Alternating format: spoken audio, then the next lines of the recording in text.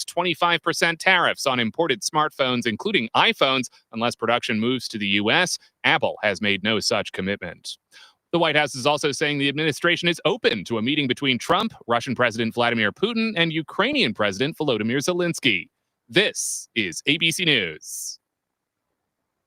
A bomb scare today at a Chicago area hotel where a number of Texas Democratic lawmakers were staying. They've been out of the state for several days now as part of an effort to prevent a vote on a controversial new redistricting plan in Texas.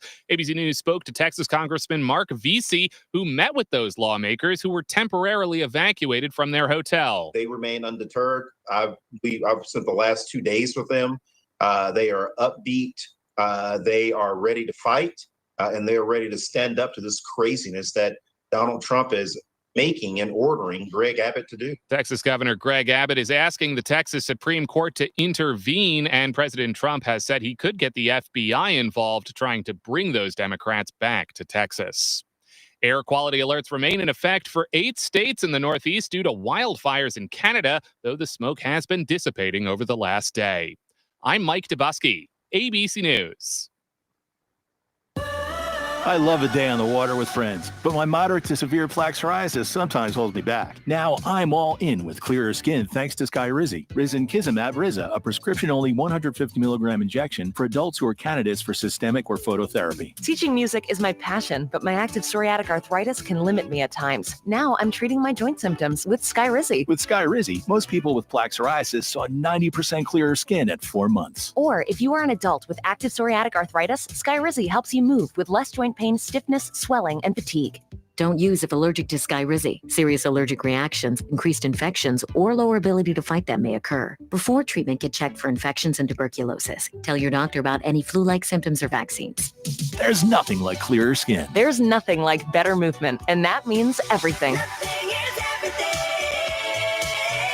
Ask your doctor about Skyrizi. Visit Skyrizi.com or call 1-866-SKY-RIZI to learn more.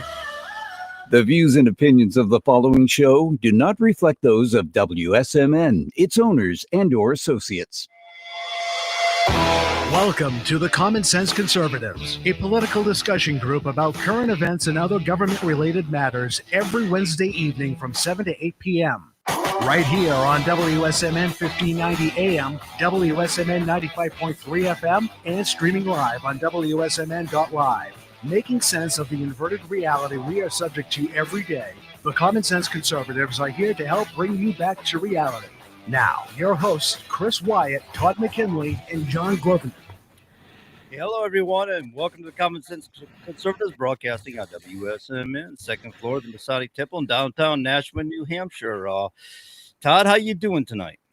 Not bad, my friend. I'm here in Indianapolis, back yet again for another American Legion National Membership Conference, where I was last year whenever the Kamala Harris cabal took out Joe Biden over this weekend last year about this time. Oh, no kidding. So you're right there at the oh crap, I forgot the name of it. The Speedway. Indianapolis Motor Speed. Yeah, so yeah. No. They got the new detention center there. The ICE. Yeah. I forgot what they nicknamed it. Chris, how you doing, bro? I avoid detention centers. Yeah, wise move. I was going to say that Todd has a significant upgrade in accommodation that's much sexier looking than his home studio. I think you should get a photograph of that and use it as your green screen in future. You don't like the American flag? How dare you? Already I love hates the American flag. I love the flags, but your studio, man. Look at that place. These like Gucci, man. I'm gonna have to join the American Legion. Look at the hotels they stay in. That place looks like the Ritz-Carlton. Oh, I should probably let me open up my window here. Hold on a second. I'm gonna do something here. We're gonna see how. Oh, look at this, man. Oh my goodness. Lifestyles of the rich and famous with Robin Lynch. And yet he was willing to spend some time with us, Chris. Oh, it's good. It's good when you spend time with the little people. I feel so special. No, but seriously. Anyway, I was going to say, John, and speaking of that, did I hear you correctly? You're in a Masonic temple? Yeah, well, it's a Masonic building. Actually, it does say Okay. Masonic Temple on it. But yeah, Okay. it is the Masons building here. In, All right, I'm just checking. I don't want any of that Richard Pryor freebasing. I mean Freemason stuff. It is right here on Temple Street, though. By the way, A little Temple in Richard Maine. Pryor. I think John missed that. Todd, you got it. He did. Yeah. No, I overlooked it. I heard you, but I was Okay. All right. So I was already got it in my head about pointing out that it's on Temple Street here. You know, gotcha. Fair enough. Masons, Fair Temple enough. Street, you know. To answer your question directly, after all of that, I'm all right. I'm doing better than Democrats are. Listen, I think you guys know that somehow I've been unofficially anointed kind of like the refugee guy for South Africa. I'm taking up a new calling now. I've become the refugee guy for the demon rats from Texas. I'll be going to Illinois this week to help them resettle in Illinois. Yeah, absolutely. That's where they're at right now, right? Trying to run The and hide. Democrats from the Texas state legislature, John, are you with me there? Yeah, I am. I was going to actually ask you, who called in the bomb threat? Where is that at? Illinois. They called in bomb threat at the hotel they were staying at. I told them not to do that. They never listen to me. Yeah, I guess Yeah. I don't know how they're gonna. I don't think they're breaking any laws technically, so I don't know what they mean by arrest, other than no different than a truant officer going after a child because he skipped school for the day. But Yeah. Now, this whole redistricting thing is just crazy. I mean, these people are idiots. I mean, nobody batted an eye when the Democrats redistricted the state of Maryland and went from 13 seats, 7 Republicans, or 7 Democrats, 6 Republicans, to 12 Democrats and 1 Republican. There's only 1 Republican left in the states. They redistricted everything, and they took Prince George's, Montgomery, and Howard County. We've talked about this before, and drew a little line up along the Potomac and added all of Western Maryland where the people are outpopulated instead of keeping them in Frederick County where they used to be. They did that there. Here in Pennsylvania, we had a redistricting that took place by the Supreme Court, which is 5 Democrats and 2 Republicans, 9 months before an election, in an election year, after people ran for Congress in districts they were no longer in because the boundaries were changed. They reverted to the previous setup before they'd been changed 5 years prior. No one batted an eye, and that's the entire reason why the Democrats took over the House a couple years ago, because Pennsylvania was 12 Republicans, 6 Democrats. They redistricted 9 and 9. We lost 6 seats essentially, and now we only have 17. I think Virginia did the same sort of thing here several years back. But they're freaking out over Texas, and where do they go? But to the worst state in the country. I mean, the difference there is almost nothing. It's negligible, and Democrats out represent Republicans 82% when they only got 50% of the vote. Let's face it, Illinois is like home to Democrats. That is like Democrat control. But have you looked at the district maps in Illinois? How ridiculous they are. I mean, Illinois is a fairly good sized state, and these districts, the way they're drawn, nobody could truly represent those people in those districts without having to drive several hours, in a daily basis. Yeah, the whole thing is just messed up. I mean, these districts should be drawn. They're all obviously on population, but the population should be based on geography and culture. Right. You shouldn't have Amish in the same district as, Southeast Philadelphia gun shooting neighborhoods. Right. Now, completely different culturally. Right. Because you got to think the people who are going to represent urban Philadelphia is not going to be the same type of people who would represent, the Amish well. I mean, it's just not. The culture is completely different. Yeah, and it's an artificiality because it's so far away from Philadelphia. You'd have to draw this little line just to lump them in there and basically disenfranchise them. And that's what the Republicans and the Democrats do. They disenfranchise Americans with this nonsense. Yes, and it's even worse than that. We're also disenfranchised because criminal alien invaders are counted in the total. They should never count in the census. They should count as aliens, but not as representation. So that's what's skewing things to it. If Congress actually reflected the voting patterns of this country, we would see a very different House of Representatives, very different. And the Senate, too. It would be over 60 votes for the Republicans if things were done the correct way. But they're not. So I take it the Republicans must hold in Texas. I don't really know the Texas politics as much, but I'm assuming that Texas right now is holding the state legislator as far as having power and stuff goes, And so I'm thinking, can they not censure these people for abandoning their positions? I'm not really sure what the rules are that they have in the Texas House, but the Republicans hold sway in the House and the Senate in Texas, and they at the governor. Also, they've got it in the Senate and House at the federal level too. But the state has been trending a little the wrong direction for Republicans down there, but now it's going back the other way. So look, this is all just nonsense. These are the people that break in your home, and then they claim that their home was broken into when you find with all the stuff in their house. Right. And that's the Democrats. That's how they behave. Anytime a Democrat accuses you of something, you should stop and go, wait a second. Did you just do that? Did you just do that? They are the type of people break into your home, and when you beat them up over it, then they claim victimhood. Yeah. Well, of course. Yes, of course. They're the sort of people that if you hire someone because they're black, they don't have a problem with it. If you hire someone because they're black for merit, they don't notice. But if you fire someone because they're black, because they're incompetent, you're a racist. Right. Yeah. It's not the fact that they're incompetent, can't do the job. It's because you're the racist. Yeah. That's what they do. It's how they operate. It's the modus operandi. Yeah, guys, look, John. Okay, look, I know John's feeling a little under the weather, so I'm going to take over here for just a second. I don't know about you all, but I made an AI song called Sweeney's Jeans. I'm telling you, man. Oh, awesome. I'm telling you. I'll tell you. Are you playing this song or what? You got to play it. I can't play it here. I have to send it to John and then play it over the air. But I could send it to you, John. I sent it to you. I don't know if you during the break, maybe you can manage to find a way to put it on air. Are you able to get an MP3 song or a WAV file and play it over the internet and play it over the radio? I may not be able to be on account of I did not bring an adapter to plug in. I was worried that might be too technologically advanced there, but I've got it.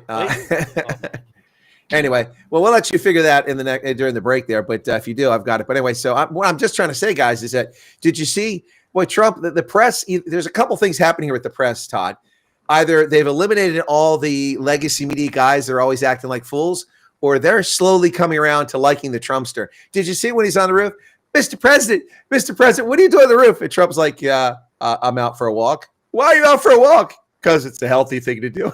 Right. Yeah. I'm overweight. I'm in my late 70s, pushing 80s. I need to exercise. Come on. And then he's in Allentown and he says, Mr. President, what do you think of Sydney Sweeney? She's a registered Republican. He goes, she's a registered Republican? I really like her out a lot more now. Right.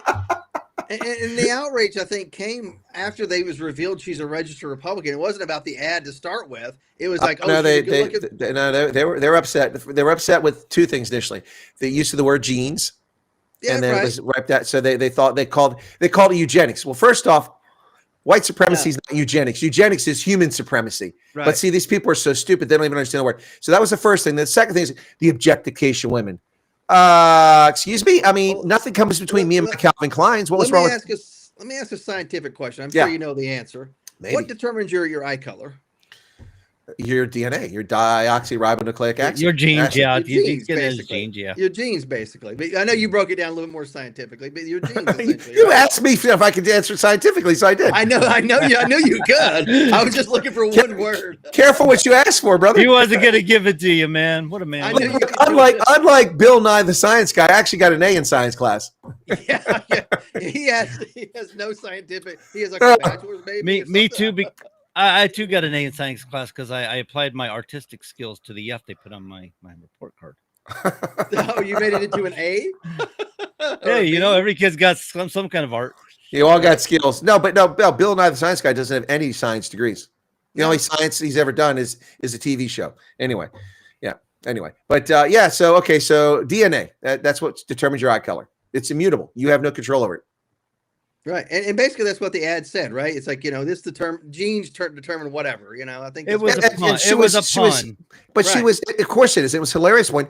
And she wasn't talking white supremacy. She was talking about her body, her smoking body. That's because she got great genes. And they turned into a racial thing. Then they were like, it's misogynist.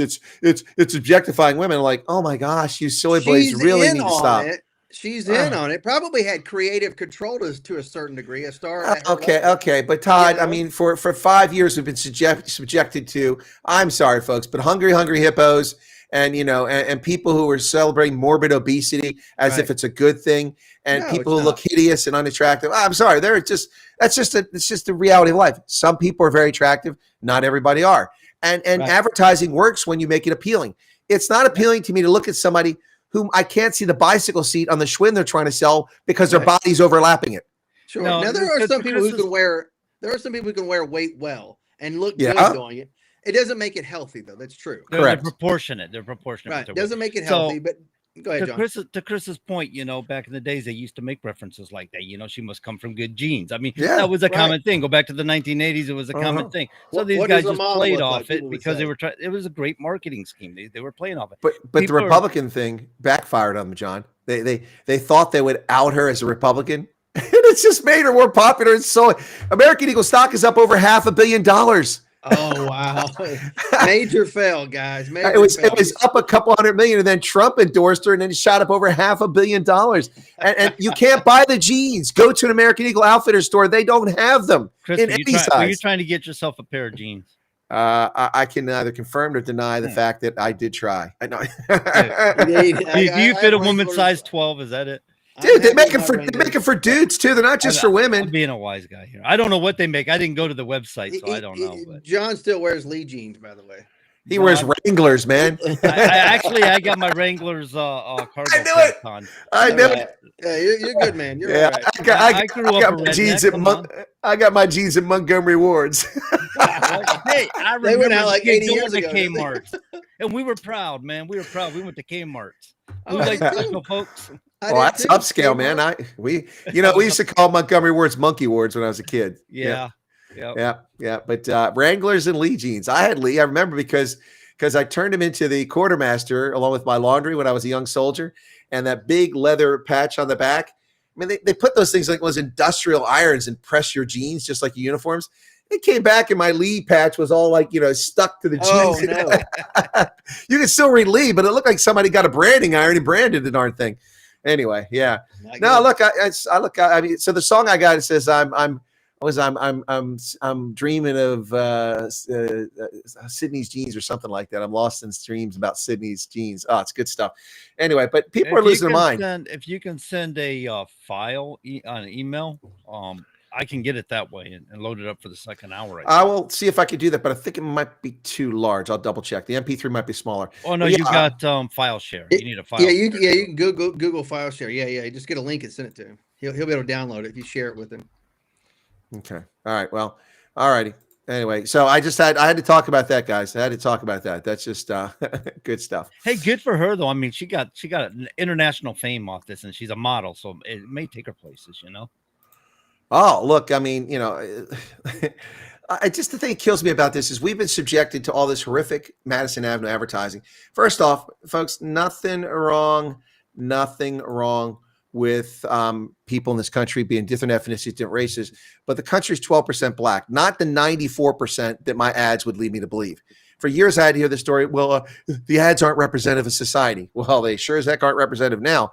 And so the moment that an attractive white woman gets an ad, finally, they lose their minds. Meanwhile, Beyonce's come out with a jeans ad too, and nobody's excited.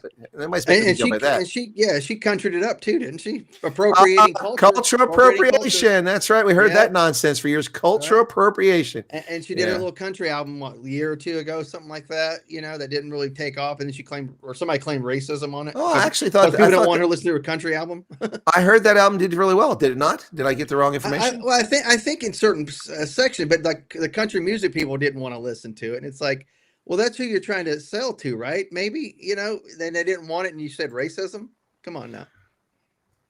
I really get tired. I get tired of that too. That gets nonsensical. Just because you failed doesn't mean people are racist. It just means you stunk at that particular genre. I mean, get over it and go back to singing hip hop or find another genre you can succeed at. Right. She's a multimillionaire. I think her and her husband together are well within the $1 billion range, probably up to maybe $2 billion or more. I don't know.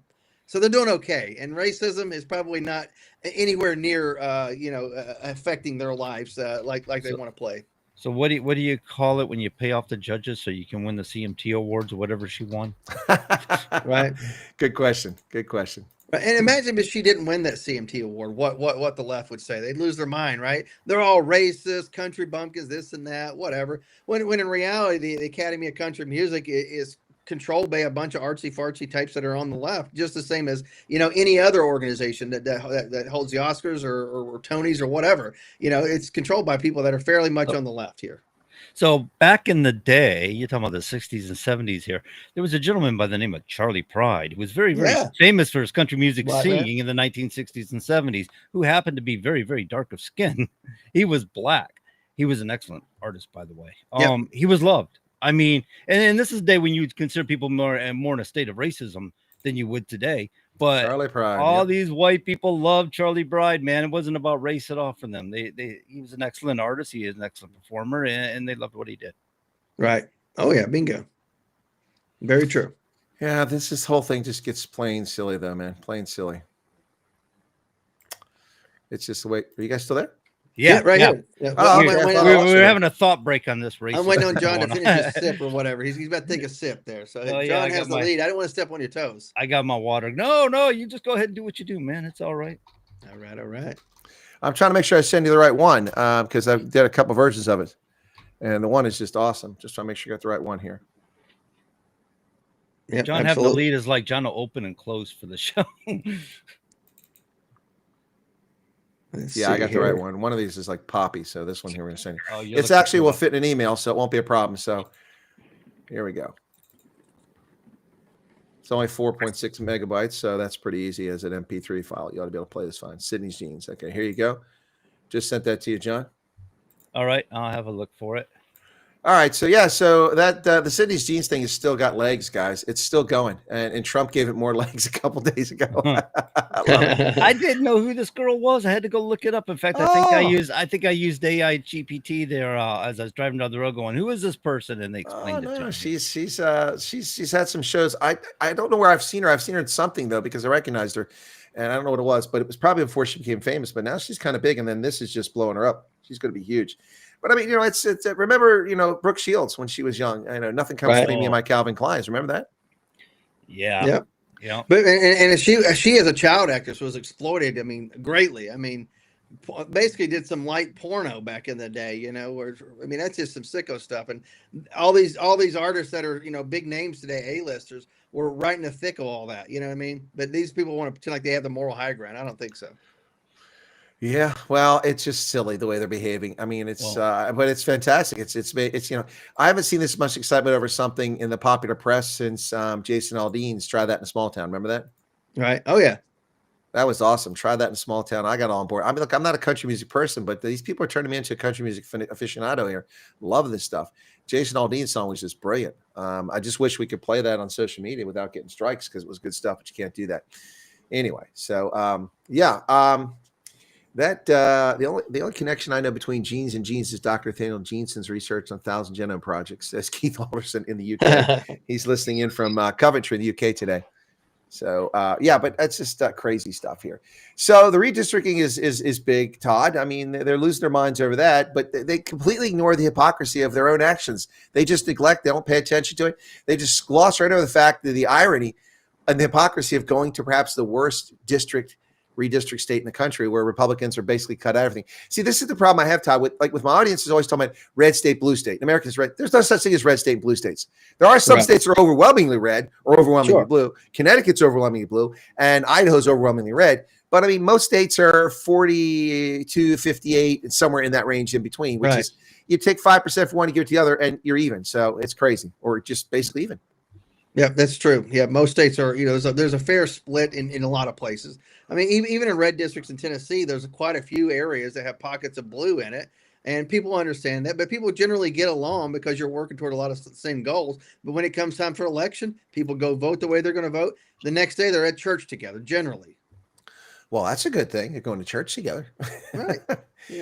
Did you guys, there was an active shooter at Fort Stewart today, Todd. Did you catch that? I saw that. I saw there was maybe 5 people that were hurt or killed. I can't remember what it said if they were killed, but 5 people that were wounded. I heard were wounded, yes. And it was, when I was looking for it, they mentioned Fort Eisenhower. I'm like, what the heck is Fort Eisenhower? You mean Fort Gordon? That's Gordon, yeah. Yeah, they've renamed that before. They've renamed apparently back to that. So they're still sticking with these renames. I mean, I'm sorry. It's Fort Benning. It's Fort Hood. It's Fort Bragg. It is back to Fort Bragg now, by the way. It is, right? Yeah, but a different Bragg, not Braxton Bragg, yeah. Right. And Fort Rucker got named as something after 2 Medal of Honor winners. They made sure one was white, one was black. Wow. I don't have a problem, changing the names from Confederate generals if you did it the right way but doing it the way that they did it, yeah, I'm sorry. I just didn't appreciate it. Have a process to redo it. Have the military have some sort of say in it. Have a contest, of who we want to name our post after. All right. I think John is ready here with the task. I think he pulled it off. I think I did. Let's see what we got. Here we go. You want to tease what it is, Chris? Oh, this is Sydney's Jeans. It's a tribute to the Sydney Sweeney jean commercial, and it's pretty good. It's country pop crossover.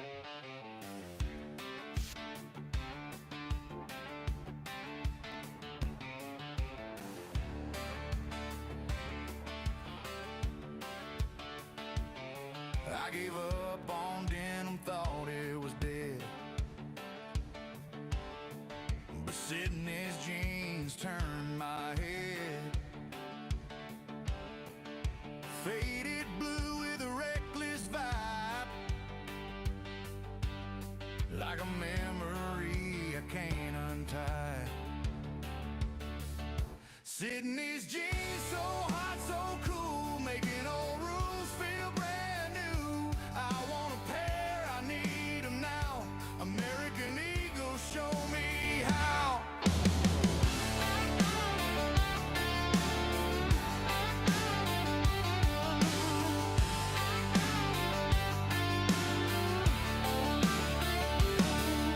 Thread so fine, they tell a tale. Every rip's a story, every stitch a sail. She walks the streets, she owns the scene. I'm chasing dreams in Sydney's jeans. They bring the past into the now. I'm sold, I'm hooked, I don't know how. Sydney's jeans, so hot, so cool, making old rules feel brand new. I want a pair, I need them now. American Eagle, show me how.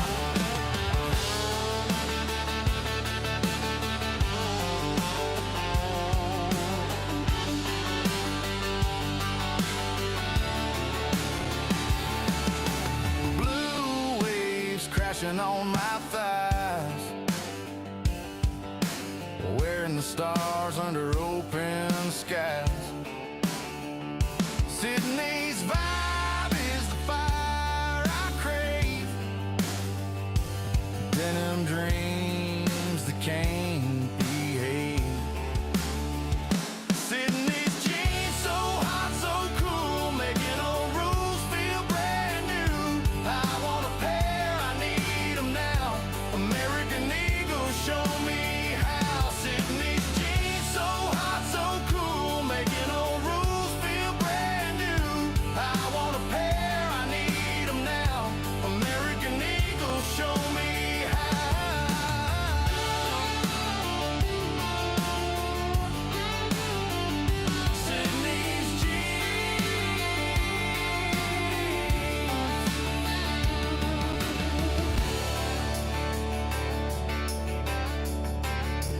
Sydney's Sydney's Jeans, a WSMN Radio Afterlife. So hot, so cool. I want to Right. need them now. No, folks, this is not the new country station. It's still the same old talk show, radio show that you're used to. What do you guys think? How was that? Not bad, huh? That was pretty good. Sydney's jeans. I thought it was excellent. Oh, you did that on the AI. I did. I picked the vocals. I gave it the theme. I put the keywords in I wanted for the lyrics, and I let the AI do the rest. And man, did that come out good. I gotta tell you, I should be walking around with a feeling of guilt because of all this years of being a true conservative here. I guess I don't know. Conservatives tend to be reluctant to accept new technologies as a rule, and I'm over here just thwarting technology. No AI, no this, no that. No AI is disingenuous. You can't use AI. This is ridiculous. This stuff is kind of cool.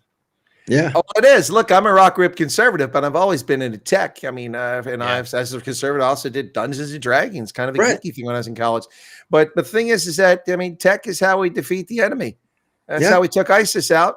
That's so. Oh no, it's valuable. There's a lot of good uses for tech. The issue is how does it get used? The misuse, of course. Yeah. Right. Responsible use, and of course, at the same time, embrace it to make your life better and easier. But don't use it for nefarious means, or at the same time, use it to just post stupid cat videos. There's a lot of great information out there, a lot of good stuff you can do. Stupid cat videos. That's been my issue all along with technology. Is I see it as a tool to strip people of their freedoms. Like you heard me talk about the ELD. And it's not just the ELD. No, but it's also a tool where they're violating people's rights. So it's getting to be an issue in society where people are like, sorry, guys, you're telling me technology. I have a phone call. There's a Nigerian prince calling me right now. You better give him everything were he you wants. trying to wed you or wed your sister? No, it's one of the early tech scams. Nigerian princes. They send you the emails and they call you and everything. So they're not really Nigerian princes. Right. Anyway, yeah. So, I just got to tell you, I embrace technology when it offers people more freedoms. You know what I'm saying? And that's kind of what it does for Chris right there when he made that song. It's given the ability. He wouldn't done it so otherwise. If he's like me, he's really challenged with a guitar. Well, I'm challenged with any musical instrument. Yeah. I mean, as a kid, I tried to learn percussion, and I was the only one learning it, and I had to learn it in the boiler room of the elementary school. I was like, I talk about being dissed. Everybody else is upstairs in a band room, and I'm down there in the boiler room. Didn't want to hear that racket. I couldn't learn the sheet music. I can't sing to save my life. Now, hey, before puberty, I was in the church choir, and I had an angelic voice. But things changed, and they didn't change deep enough. So I didn't quite get that Luther Vandross deep voice otherwise. Yeah. But I mean, Barry White going on here. Oh, Barry White. There you go. No, I got more of that Weezer sound. I had the ability to learn it. I just never stuck with it. And at one time I was reading sheet music, but I just never had, when you're in high school, middle school, and they're teaching you guitar, and it's dumb music. It's not the music you want to play, right? You're listening to Ozzy Osbourne going, yeah, I want to rock out with that. And you over here with this little, Blow the Man Down or whatever, these like folk songs or something. That's like, oh, this crap. I don't want to hear this. I don't want to play this. Well, you mentioned Ozzy, man. I'm going to have to get a calendar out. I mean, this sound morose, but we're going to have to get a calendar out and put the funeral watch. I mean, every time you turn around, a famous celebrity's dropping like a fly the past 2 months. Yeah. My goodness. Who just went recently the other day? Lonnie Anderson. Yes, Lonnie Anderson. 79. Good. First off, she was 79. Wow.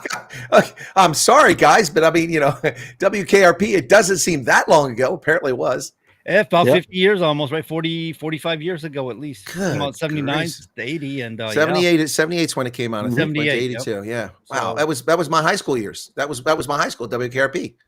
Yeah, well, that was a great show, man. There's hands down. That was a great show. There was a movie called Soap. You remember? He was Soap? great. God is my witness. I thought We're gonna do the turkey drop. yeah, turkey drop. That was the other guy. Les Nessman was down there. Johnny watching Fever? them fall- Les Yeah. Nessman. Here's Les Nessman on his roving He was reporter. watching them fall out of the. The humanity. Remember, he rode around on a moped. That's all they could afford to get him was a moped.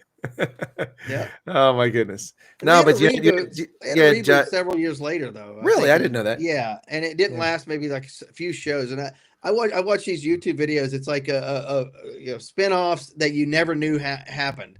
And that was one of them. It was a WKRP spinoff. It had a few of the original people on there. Only lasted a few episodes because it didn't take hold.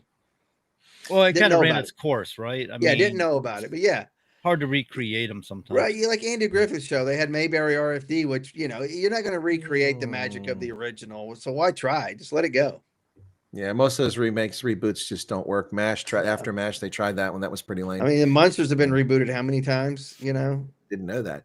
Now the Addams Family works out because you can do movies and now you got musicals and all this other stuff that kind of plays into that favor. They did it right, I think, in bringing that back. But now they just remake shows and they suck. The only one that was even decent when they remade it initially was the remake of Hawaii Five-0, briefly. But then it went sideways very quickly.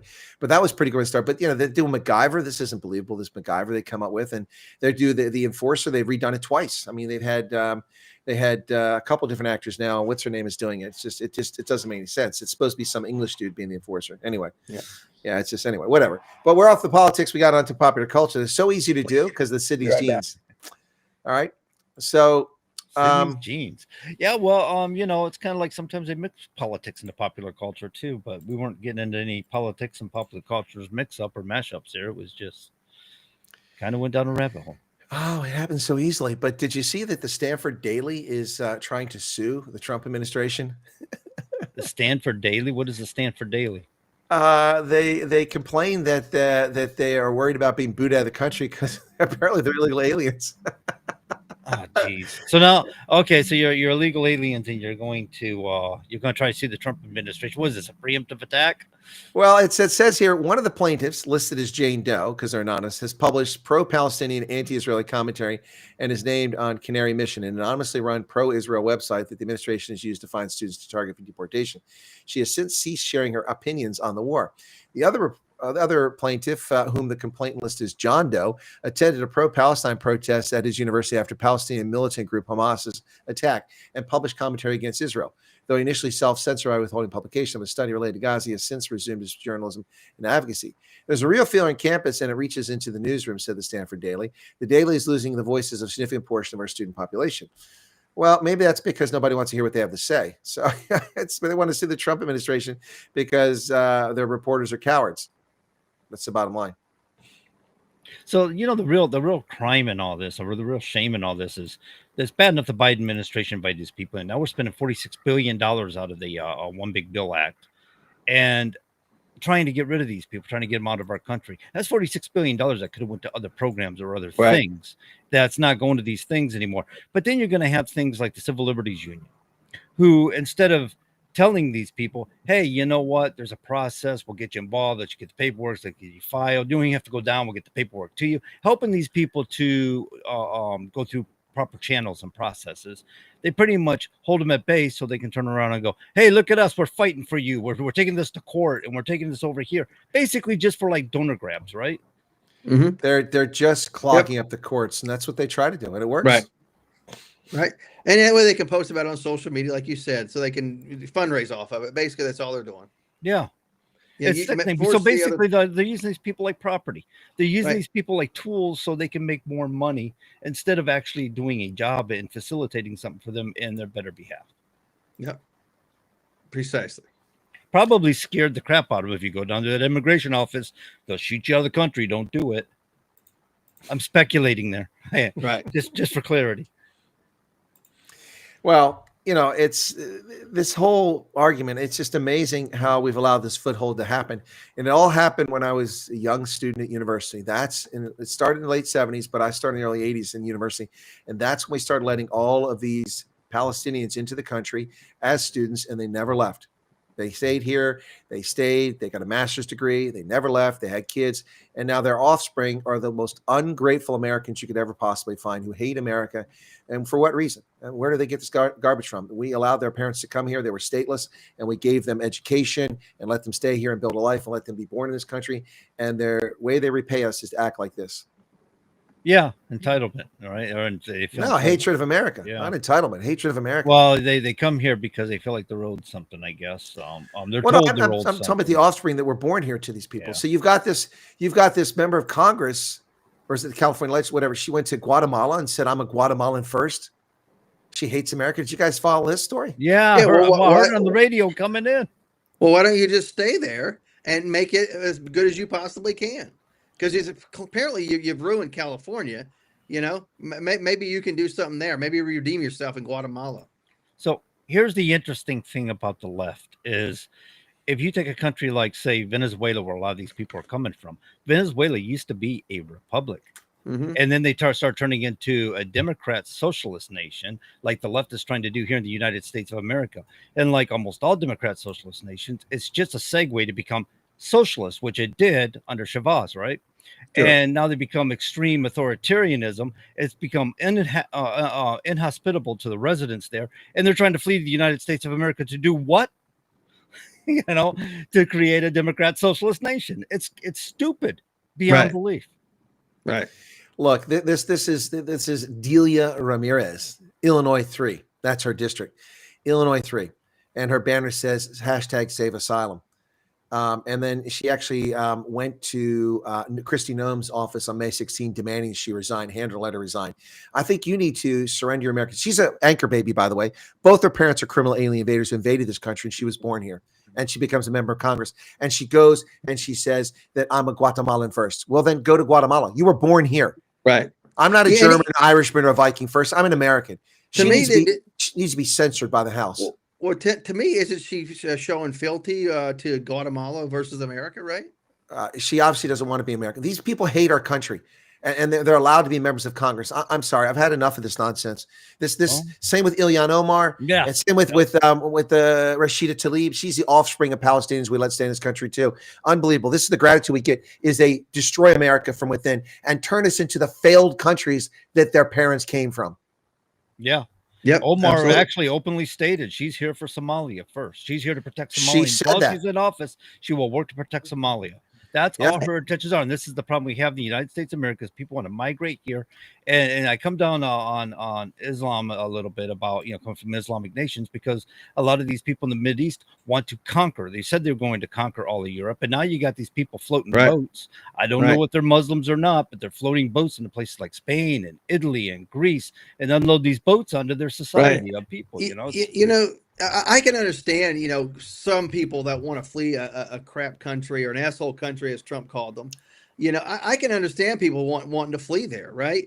But then all of a sudden we have all these people that want to make our country what they just fled. I mean, I don't quite get that. These are the people that we certainly want to get out of this country first, and then the rest of the people that just kind of stayed here or overstayed visas, send them packing next. But there are probably many good people amongst those illegals that are lumped right in there. And I'm not saying that they should be in this country, but those should be the last ones that we kick out of the country. We kick out the bad actors first that want to turn our country into the crap that they left. It's like New Hampshire here, right? New Hampshire is more of a conservative state next to liberal states. And these people leaving these liberal states because it becomes too costly to live in these states. And they go, I love New Hampshire, man. There's so much more freedoms here and the cost of living is more affordable. This is great. But I miss these social programs. It's like, what you wanted the social programs? Why don't you just go back to where you came from? Don't ruin New Hampshire. Right. But they want the familiarity. And they always think they can do it over, but they'll do it differently this time. Or they'll do it right this time. They'll do it a new way. And it doesn't work. Yeah, the socialist programs means money into their own pocket one way or another. I mean, for sure. Gert Gilch, yes, we can see your chat. Yeah, I think somebody, I don't know if he was trying to get because we're sitting there talking. Sometimes we don't necessarily read all the chat or comment on the chat, but we can see it. Oh yeah, we see it. And whenever there's something that needs to be discussed, we'll comment on it for sure. Oh, I see. Keith was saying the foothold is set up with the global compact for migration for most UN countries have signed up for, as far as I can see, probably backroom deals. Biden's millions were passed through several. Yes. I agree that this is not a domestic problem for the United States. This is an international problem for everybody. And it seems to be some sort of leftist socialist movement. And that's what they do. That comes out of the playbook, doesn't it? Yep. That's true. That's absolutely correct. And, they want to bring our country down and turn it into whatever asshole that they left. I don't quite understand that. Why did you flee in the first place? Just stay where you're at. You have your socialist utopia, right? That's what you want. Just stay where you're at. Yeah, they're cracking the whip on your back daily. What more could you want? I mean, they keep you down. And the thing about it is socialist ideals that's exactly what it is. Keep people dumb and keep them hungry. Because stupid people can't fight back and they're too hungry, they're going to be compliant, and that's what you see from authoritarian nations. That's what they do. They don't educate they keep you hungry. Well, they also create chaos and havoc. And then what people do, they clamor for somebody to fix it. And who can fix it? Well, government can fix it. Mm-hmm. We're in power. Give us the authority. Give over your freedoms. Give over your liberty. We'll fix all these problems that, mind you, we created. And then all of a sudden, all those freedoms and liberties you gave over, you never get back. Now all of a sudden you're reliant more on the government, or you're going to be thrown in some sort of gulag that they set up to try to correct the problems, which, mind you are the problem if you oppose them. So they create dependency on the state or the government. Right. Yeah, absolutely. Yeah, no, it just amazes me that we tolerate this. That one of the secrets to America's success was the integration of peoples. That doesn't mean the elimination of culture. I mean, look at how our culture has been enriched. In the Southwest, the old Southwest, we have people who celebrate cotillion. That's a tradition that came over from old Mexico in the Spanish. And Anglos even have cotillion for their daughters. And then we have, of course, kindergarten throughout the country, which the Germans brought to us. Our brewing tradition, although it was destroyed by prohibition, we lost all our good breweries, and all we have now is crappy carbonated beer. But except for craft breweries, that made a nice comeback in the past few years. Yep. But I mean, so many things in our society are things we've adopted from other cultures and made our own or contributed. And those families who came here, those people who that was important to their progeny, inculcated those values and those norms, those cultural traits in their progeny, and it remains with them to this day. And but the key was to accept the norms, mores, and values of the society, adhere to the laws, don't form ghettos, and demand that the society you come to conform to the broken place you came from. If Right. we had done that, this place would be just a balkanized society. They're trying to balkanize us now. And these people are trying to balkanize us, either need to assimilate or get out. Yeah, and everyday Americans should stand up to this instead of saying, well, I'm afraid I'll be reprised against. So they don't say anything. Well, there's going to be a point where it's not even going to be a reprisal. They're just going to come and perform direct action against you, and you're not going to like it for sure. Then you're going to be like, well, where's everybody else at? Well, everybody else is like, well, I don't want them to come do that to me, so I don't want the reprisal. So they won't stand up for you. So then it's the next family, then it's the next person, and so on and so on. And then it gets to the point where it's like, well, who's going to stand up for us? It's like, well, there's nobody left, right? I know I'm paraphrasing what other people have already said, but it's essentially what it is. Yeah, it's not hard to figure out the secrets of our success. I mean, early on, one of our great advantages is we were distant shores, so we weren't subject to invasion by our neighbors right next door in Europe or Middle East, which is what others had to deal with for centuries. But beyond that, we had natural resources, we had open space, we have fertile land. We have a diverse population from origins and beliefs, and all of that made us stronger. But now people trying to come here and turn this into the broken place they came from, whether it's Somalia, the Democratic Republic of Congo, Russia, Iran, you take your pick. That's not the way things are. I mean, there's the Iranians, the Persians came here and became such an integral part of America that most people don't even know who they are. Catherine, what's her name? That was Catherine Bell from JAG. She's Persian. Most people don't even know that. A lot of Persians out there, a lot of actresses and a lot of actors, a lot of successful lawyers. Georgians came here, Armenians came here, and been very, very successful, but they became Americans. Oh yeah, and for people to just grasp onto this stuff and hold on to it to the detriment of American society. If you don't want to be American, then leave. Yep. I was in the Army with a guy whose grandfather came in. They moved to Dearborn, Michigan, worked in the auto industry. And he married a white woman, and you wouldn't know that his grandfather was from his Persian. You wouldn't know that at all. I mean, he just looks like anybody else. I mean, his skin's a little bit darker, barely. But I mean, that stuff aside, the point I'm trying to make here is that whether you're black, white, or brown, Christian, Muslim, or Jew, it doesn't matter. You became American. Right. That's what people became. Now people don't want to become American. They want us to be forced their culture on us that was broken. That's why they came here in the first place. Well, they want to treat us like a doormat. They want to walk all over us for their own greater benefit, use us for what they can get out of us, and then just do what they do. And the leftists want that to be the way of the world. That's what they want. They expect us to bend over. And if you don't, you're a white supremacist or a racist, which is utter nonsense. Utter nonsense.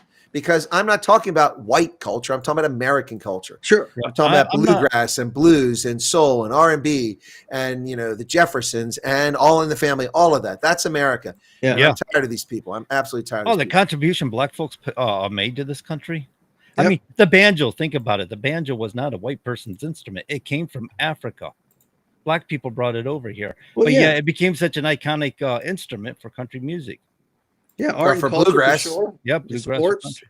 All sorts of contributions from people from all over the world who've come here and assimilated and done the right things. And that's the right thing to do. If I'm going to move, let's say, if I was going to move to Germany, I think I should have to learn the language as best I possibly can, and at the same time understand their history and culture, etc. I was going to say you do well to learn their cultures. To my understanding, there's certain mannerisms about Germany. Like if you move there, if you don't introduce yourself to neighbors, they get really offended. Yeah, sure. They don't come to you. You got to go to them. Yeah. So I've been told. So you've been told. Yeah. I've never been. Well, I've been to Germany. I lived in Germany. Germans, a lot of people find them kind of standoffish. I don't. A lot of people do. Yeah. So, but no, I mean, look, this congresswoman from Illinois' 3rd district, she needs to move to Guatemala and renounce her American citizenship because clearly she's not proud to be an American. You're not a hyphenated American. There's no such thing. Right. You can say that for cultural pride, but you can't say that as your identity. And in Guatemala, would she have the opportunity to serve in high office that she does? I highly doubt it. I have no idea, and I really don't care. But you know what? I'd like to find out. Let's send her back there. Right. Yeah, see how well she does. Right. Yeah, I'm sure she won't do very well. Anyway. So yeah. Yes. Todd, how do you feel about Marsha Blackburn being your next governor? Oh, that's not saying she's going to be the next governor. But she's running, right? Today she announced she's running for governor. And it's funny as the first thing I received was a text message from her And most of it had things to do with Donald Trump and then asking for money. It had nothing to do with her achievements, her background, anything like that. It had to do with Donald Trump. Send me money. I saw her Facebook post it had a picture of Donald Trump talking at a rally. Not her. It had a picture of Donald Trump at a rally, and it had most of the language that was in there had something to do with Trump's agenda, this and that.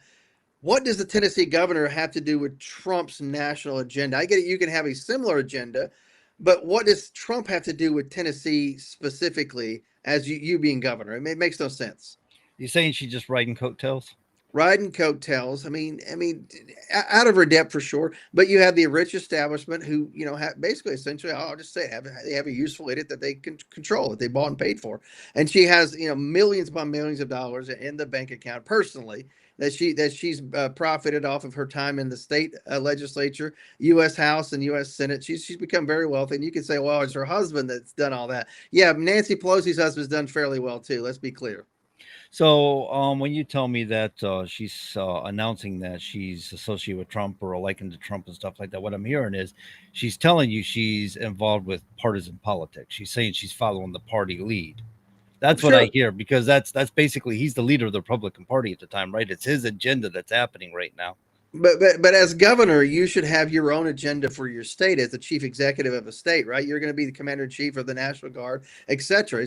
I'm not trying to equate it to the presidency, if you will, but in a sense, it's a microcosm of the presidency in a lot of ways, for sure. And you have no original ideas to put forth. You have no real accomplishments of her own. But here she is wanting to be the next governor on name recognition and the fact she's a woman.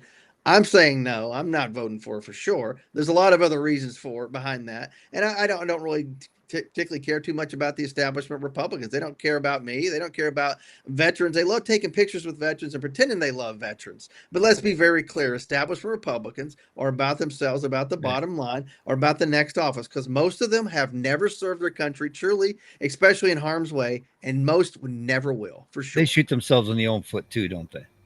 Country club Republicans. They're just like the country club content creators who've never done anything but profess to be such great patriots and such conservatives, and they've never done anything conservative. And just watch my video. Watch my video, and I'll tell you all about it. Right? Yep. They're all about the clicks. You know, Megan Trainor said she was all about the base. Well, they're all about the clicks. All about the base. God, that song goes back a little ways. Not that far back. I said a little ways. I didn't say all. See, I always bring the cultural references here. Yeah. Very true. Very true. Yeah, but she's a no for me for a lot of reasons, and I can tell you. How was she a senator? She wasn't really all that involved as a senator, was she? No, she was basically there to grandstand, and you think about this at the most recent 2024 Republican National Convention, she chased the Secret Service director around on camera just to put on a show. It was embarrassing.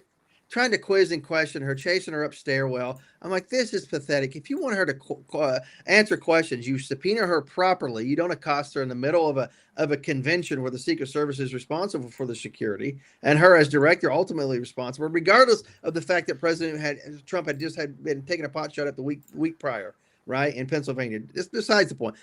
Subpoena her, bring her into your committee. That's where you ask the questions, and she can answer them at that point. Yep, she was 100%. Just showing off. It was BS. It was nonsense. I saw right through it. I hope everybody else did. Sadly, the goody establishment would be like, look how tough she is. She was out there giving it to the Secret Service director. No, if she was tough, she'd have been out there in the 5 years before that when the Secret Service failed to provide information to the Senate for years. That's when she would have been making noise. Now, these are just Johnny-come-lately attention seekers. Absolutely. So somebody's asking for the update on the Dems in Texas, and that's basically a standstill. They're still in Illinois. They're still dodging their responsibilities. And what do they call that? They call that breaking quorum is a term for that. I call it cowardice. But that is the term, is breaking quorum. They're well, if you're going to be scientific on me, yes. Right.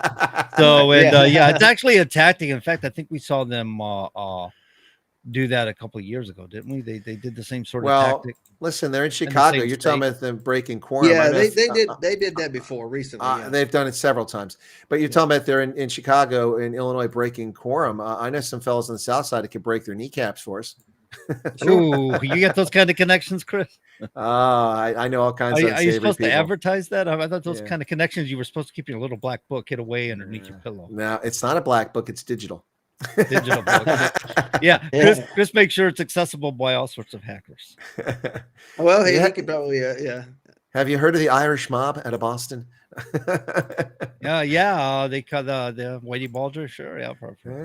Anyway, no, but just kidding. Seriously, no, these people are just useless. They're supposed to be representing people in Texas, and instead they're hiding in the worst gerrymandered state in the country. If you're representing Texans, here's what you should do: go to Austin, go to the state legislature, go into the Capitol, go to the well, and argue your point, debate it. And if you lose, you lose, but allow the people to decide at the next election what they want. That's what you do. You don't run away to another state to hide because you're too afraid to actually face the music in your own state. You were elected to stand there and stand up to Republicans, and Republicans were elected to stand up to Democrats. That's the way it is. We have a good adversarial system that works. If you debate, if you run and hide, it can't work. It breaks down. Well, that's a fair statement. But they know they've lost, and the ridiculousness about this is you can break quorum all you want to, but at the end of the day, can't they just table this until they come back, and then they're still going to have to vote on it anyway? So basically, they just showed the hindquarters. But it's also, to my understanding, some of these guys, according to Ken Paxton, might be facing charges because they used campaign funds or some sort of funds that they weren't supposed to use for this effort. So they could be charged for that. Did you notice, John?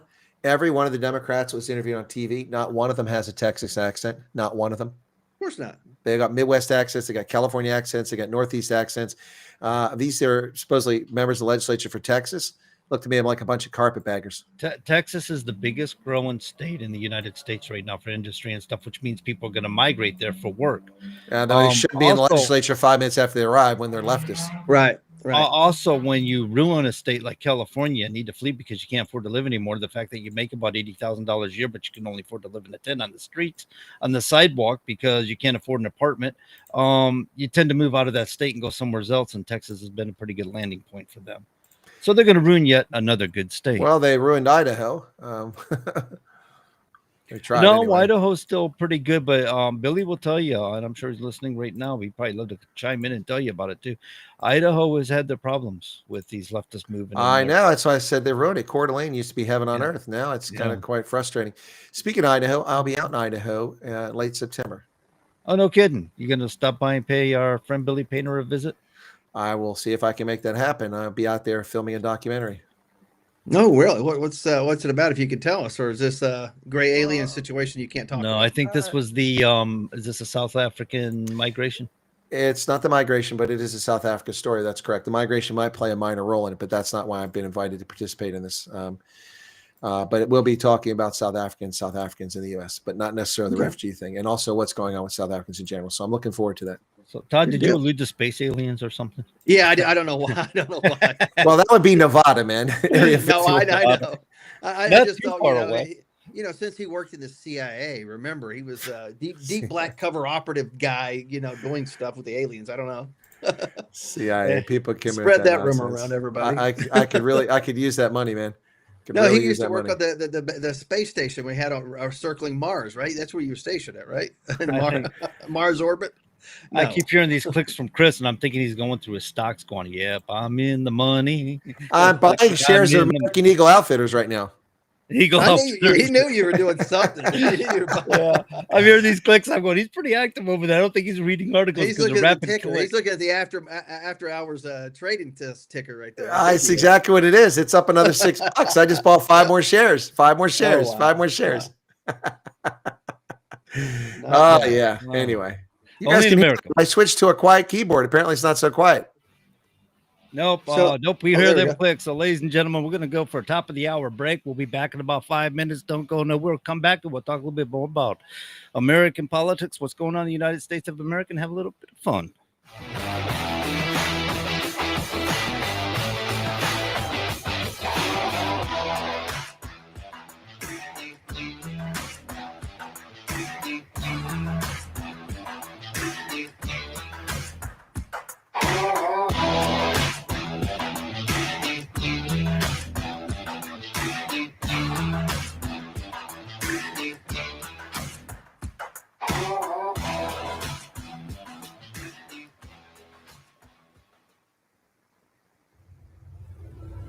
WSMN 1590. WSMN 95.3 FM Nashua. Listen, watch, and stream at wsmn.live. ABC News, I'm Chuck Severson. President Trump announces that Apple has committed to investing an additional $100 billion more in tech operations in the U.S. for a total of $600 billion. This is the largest investment Apple has ever made in America and anywhere else. Alongside the president at the White House, Apple chief Tim Cook. President announcing a 100% tariff on computer chips and semiconductors made outside the U.S., but not for companies about to or in the process of building U.S. factories. U.S. Army sergeants accused of shooting and wounding 5 other soldiers, co-workers, at Fort Stewart, Georgia, say base officials. He's Sergeant Cornelius Radford. The man accused of fatally shooting 2 staff members of the Israeli embassy in Washington outside a Jewish museum has been indicted on federal hate crime charges, say court documents. Health regulators warn about safety issues with 2 Boston Scientific heart devices linked to injuries and deaths. This is ABC News. Officials are calling it a record-breaking sports memorabilia heist. A retired Miami police officer has been arrested and now faces federal charges after authorities say he stole and sold millions of dollars worth of official Miami Heat memorabilia, believed to be the largest sports theft ever. Investigators say 62-year-old Marcos Tomas Perez, a 25-year Miami PD veteran, worked as a security officer for the Heat from 2016 to 2021 and used his arena security clearance to access an equipment room in the Kaseya Center to steal more than 400 game-worn jerseys intended for a future team museum. ABC's Andrew Dimbert. The prize money for the U.S. Open will rise to nearly $85 million across all competitions this year. That includes a record $5 million each to the women's and men's singles champions. The Open starts later this month. Beach patrol captains along the Delaware coast reporting a dramatic increase in jellyfish activity and stings. Fenwick Island State Park recently reported 92. Chuck Severson, ABC News. Texting enrolls you into recurring automated text messages. Consent not required to purchase. Message data rates may apply. Hey, Dan, how you doing? Haven't seen you around the gym for a while. Yeah, I've really fallen off. Since I turned 40, I just don't get the results I used to get. Could be lower testosterone. Lower T? Yeah, I went through it a while back. Once you hit 40, your body has less free testosterone. I got Nugenix Total T, and it's made a huge difference for me. I've seen that ad on TV. Is it for real? Oh, yeah. The key ingredient is something called Tesnor, which helps boost free and total testosterone levels to help you trim up and stay lean. And it's made a difference for you? Man, I feel like I'm in my 20s again, at work, in the gym, and in the bedroom. Are they still giving out complimentary bottles for people to try it for themselves? Yeah, you just need to send them a text. Text ALL to 321-321 right now for your complimentary bottle of Nugenix Total T, the #1 selling testosterone booster at GNC. Plus, text now and we'll include a bottle of Nugenix Thermo, our most powerful fat incinerator ever, to help you get back into shape fast. Absolutely free. Text ALL to 321-321. That's all to 321-321. Continuing the legacy started in 1904, Roger Pellerin of Gate City Monument Incorporated continues to provide the same high-quality monument, custom headstone, and stoneworking craftsmanship today that they built their reputation on over 100 years ago, servicing Nashua, New Hampshire, as well as nearby areas in Massachusetts,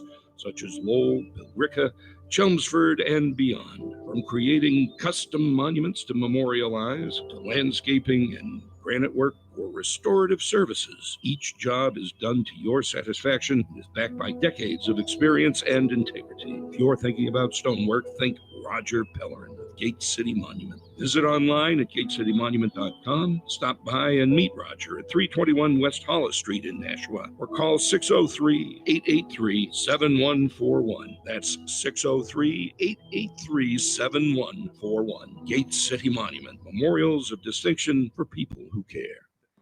All right, ladies and gentlemen, if you're just now tuning in, you're listening to the Common Sense Conservatives right here, WSMN 1590 on your AM dial, 95.3 on your FM dial, and you catch it at wsmn.live. Gentlemen, we're in the second hour here. Have you heard the case about big balls? What? Hello? No. Can you say that on the air? Can I say that on the air? That's his nickname. They didn't elaborate. I know you're talking about the Doge. Coristi or yes. Yeah, that was his handle or whatever, right? That was his handle or his nickname or something. I'm assuming Right, yeah. because he's kind of aggressive, and I mean he's only 19 years old. And he's kind of like on top of the world, working with the Trump administration and Doge and stuff. And I mean, like he's a top player there. And apparently, I don't know if some kids recognized him, but apparently they apprehended these children kids that attacked him. What was it, Sunday night or here Right. recently? And I believe one of them shot him with a BB gun, and they were talking about carjacking, taking his car and stuff. And but I guess it was thwarted because Metro PD showed up. They come in the middle of it. They saw it happening, and they arrived, and the kids fled. Huh. So they did manage to locate them and arrest them and charge them for their crimes. And We'll see how far that goes, though. Well, especially Well, with they're just minors, especially so with the mayor there. Yeah, they'll do some slap on the wrist, a little tippy tap. You guys run along, no problem. Blue Act still got their fun going for bailing people out of jail and stuff, or Act course they Blue do. rather. Act Blue, yeah. Yeah, pathetic. These people should be put away for a good period of time. You know, they didn't kill the kid, thankfully, but I imagine if the police didn't show up, they probably could have done some real damage to him, because I saw his head. He got some major punk knots, and you know, it takes one hit to the head. You hit the wrong way, concussion goes sideways, and you could kill you for sure. Yeah, I watched it happen. I Yeah. literally saw that happen with kick to the Yeah. head. It was a martial arts tournament, but Yeah, I watched that guy perish right in front of me. I know a guy who got a TBI, just hit his head and like thought it was no big deal, had a light headache, and then overnight died. Yeah. Wow. Yeah. Yeah, it That's happens. crazy. Yeah, I'll tell you what, man. A powerful kick will do it to you, but like Todd said, it could be just the right location or Right. something, or cause a brain bleed and stuff, and it'll cause life threatening Right. injuries or life debilitating injuries. Absolutely. Right. Because No you may joke. just think you're having a headache and not really understand what's going on, and your brain's bleeding internally, and you pass away. That's it. That's game over. There's no coming Yeah. back from that. Especially after you're dead. I'm kidding. I don't mean to make light, but you know. Yeah, no, I'm saying Yeah. there's no coming back from that. That's right. No, people are just so careless with human life. It astounds me. Astounds me. Yeah. By the way, that Air India flight that crashed right after the takeoff, they have pretty much determined that it was homicide. The pilot Oh, shut the wow. engines off intentionally, killed all those people. Only one survivor. Wow. That's weird. cool. That happened on a airline flight years back. Guy did the same thing. It's happened on a lot of flights, but it's a German Wings had a pilot that flew the German Wings discount airline into the side of the Alps intentionally. Right. Yeah, I That might remember have been the one I'm thinking of. I don't remember, but yeah, I do remember that, Or yeah. something he deliberately did. I can't picture having 200 people behind me and doing something like that. That's just wow. Well, these people aren't well mentally. I mean, Yeah. this is a problem. These airlines have responsibility to ensure these are people mentally stable. I mean, the qualifications and the checks you go through as a military pilot are pretty intense. I would hope that the commercial aviation does the same thing, but looking at some of these pilots, I don't think that's the case. Yeah. Yeah, I've seen a couple of pilots. I remember I've been flying for many, many years. I'm sure the colonel's been flying for many, many years longer than that. And some of the pilots you used to see back in the day were veterans and people who have flown in war and stuff like that. People that understood how to handle the aircraft. And now I look at some of those people and I'm like, this person's just out of high school. It's like, do they understand what's at stake here? I don't know. It's just a Well, they got pretty extensive training. I mean, you Oh, don't I just know. jump out of It's high just school into a big jetliner and It's take just off a into the question friendly that pops skies. in the back of my mind, just a thought. I don't do it to be malicious, and I never say anything to anybody, but it's just a thought that pops in the back of my mind. I'm like, military guy with 15 years training, and experience. Somebody just out of high school, just flying. I'm like, probably could do the job for sure, but I'm like, I would rather have that experience, that reliability, before I'd have the new guy flying me. That's just my personal thoughts. Yeah, it's kind of funny because, like you allude to, back in the day, the 60s and 70s, pilots were admired, man. These guys were, like Right. you said, Air Force pilots and Navy pilots, and they got great job opportunities going into the airline industry and stuff. And made great money. And They were people trusted- admired they them were- for their jobs because the Yeah, they were- responsibilities they took on it and the fact they Right. were flying like that. But nowadays they come out of pilot school and stuff, and they got this huge debt, and they get like 40 grand a year. It's like they got to live with mom and dad in the basement because they Right. can't afford to live on their own because of all their debts and stuff. And it's ridiculousness now. Right. Well, what's interesting about all that is that people often get upset about how much plane tickets cost. But if they actually look at the ticket and see a lot of these flights you go on, 3/4 of the cost are taxes, fees. Not the airlines necessarily, but the government, the airport, the state, the federal government. Yeah. It's Landing insane. fees, takeoff fees, all Yeah, this it's stuff, just gate it's fees. absolutely Yeah. apron fees. It's just. I mean, I've bought tickets Forget and I about look the at maintenance. I bought a ticket that cost $1,800, and the amount of money that Delta got was $422. The rest went to taxes and fees. Wow. But when you look at the cost of flights these days, I remember back in the 70s, you might have a flight flying. Like my father, I think it took a flight from Florida to Nevada and back. It was like $400 something flight, but it was 1970 something, 74 or 73. I don't remember, but back in the day, that was a lot of money. It might be like $1,200 today, $1,600 today, accounting for inflation. So when you're getting a flight for $400, you're really not paying as much money as you think you are comparatively to. Oh, today, yeah. Well, because the dollar isn't worth anything. They've bastardized the currency and ruined it. So yeah, you're definitely not getting your money's worth today. I mean, it's a problem with everything. I mean, look what we're paying. A Frappuccino $7 now.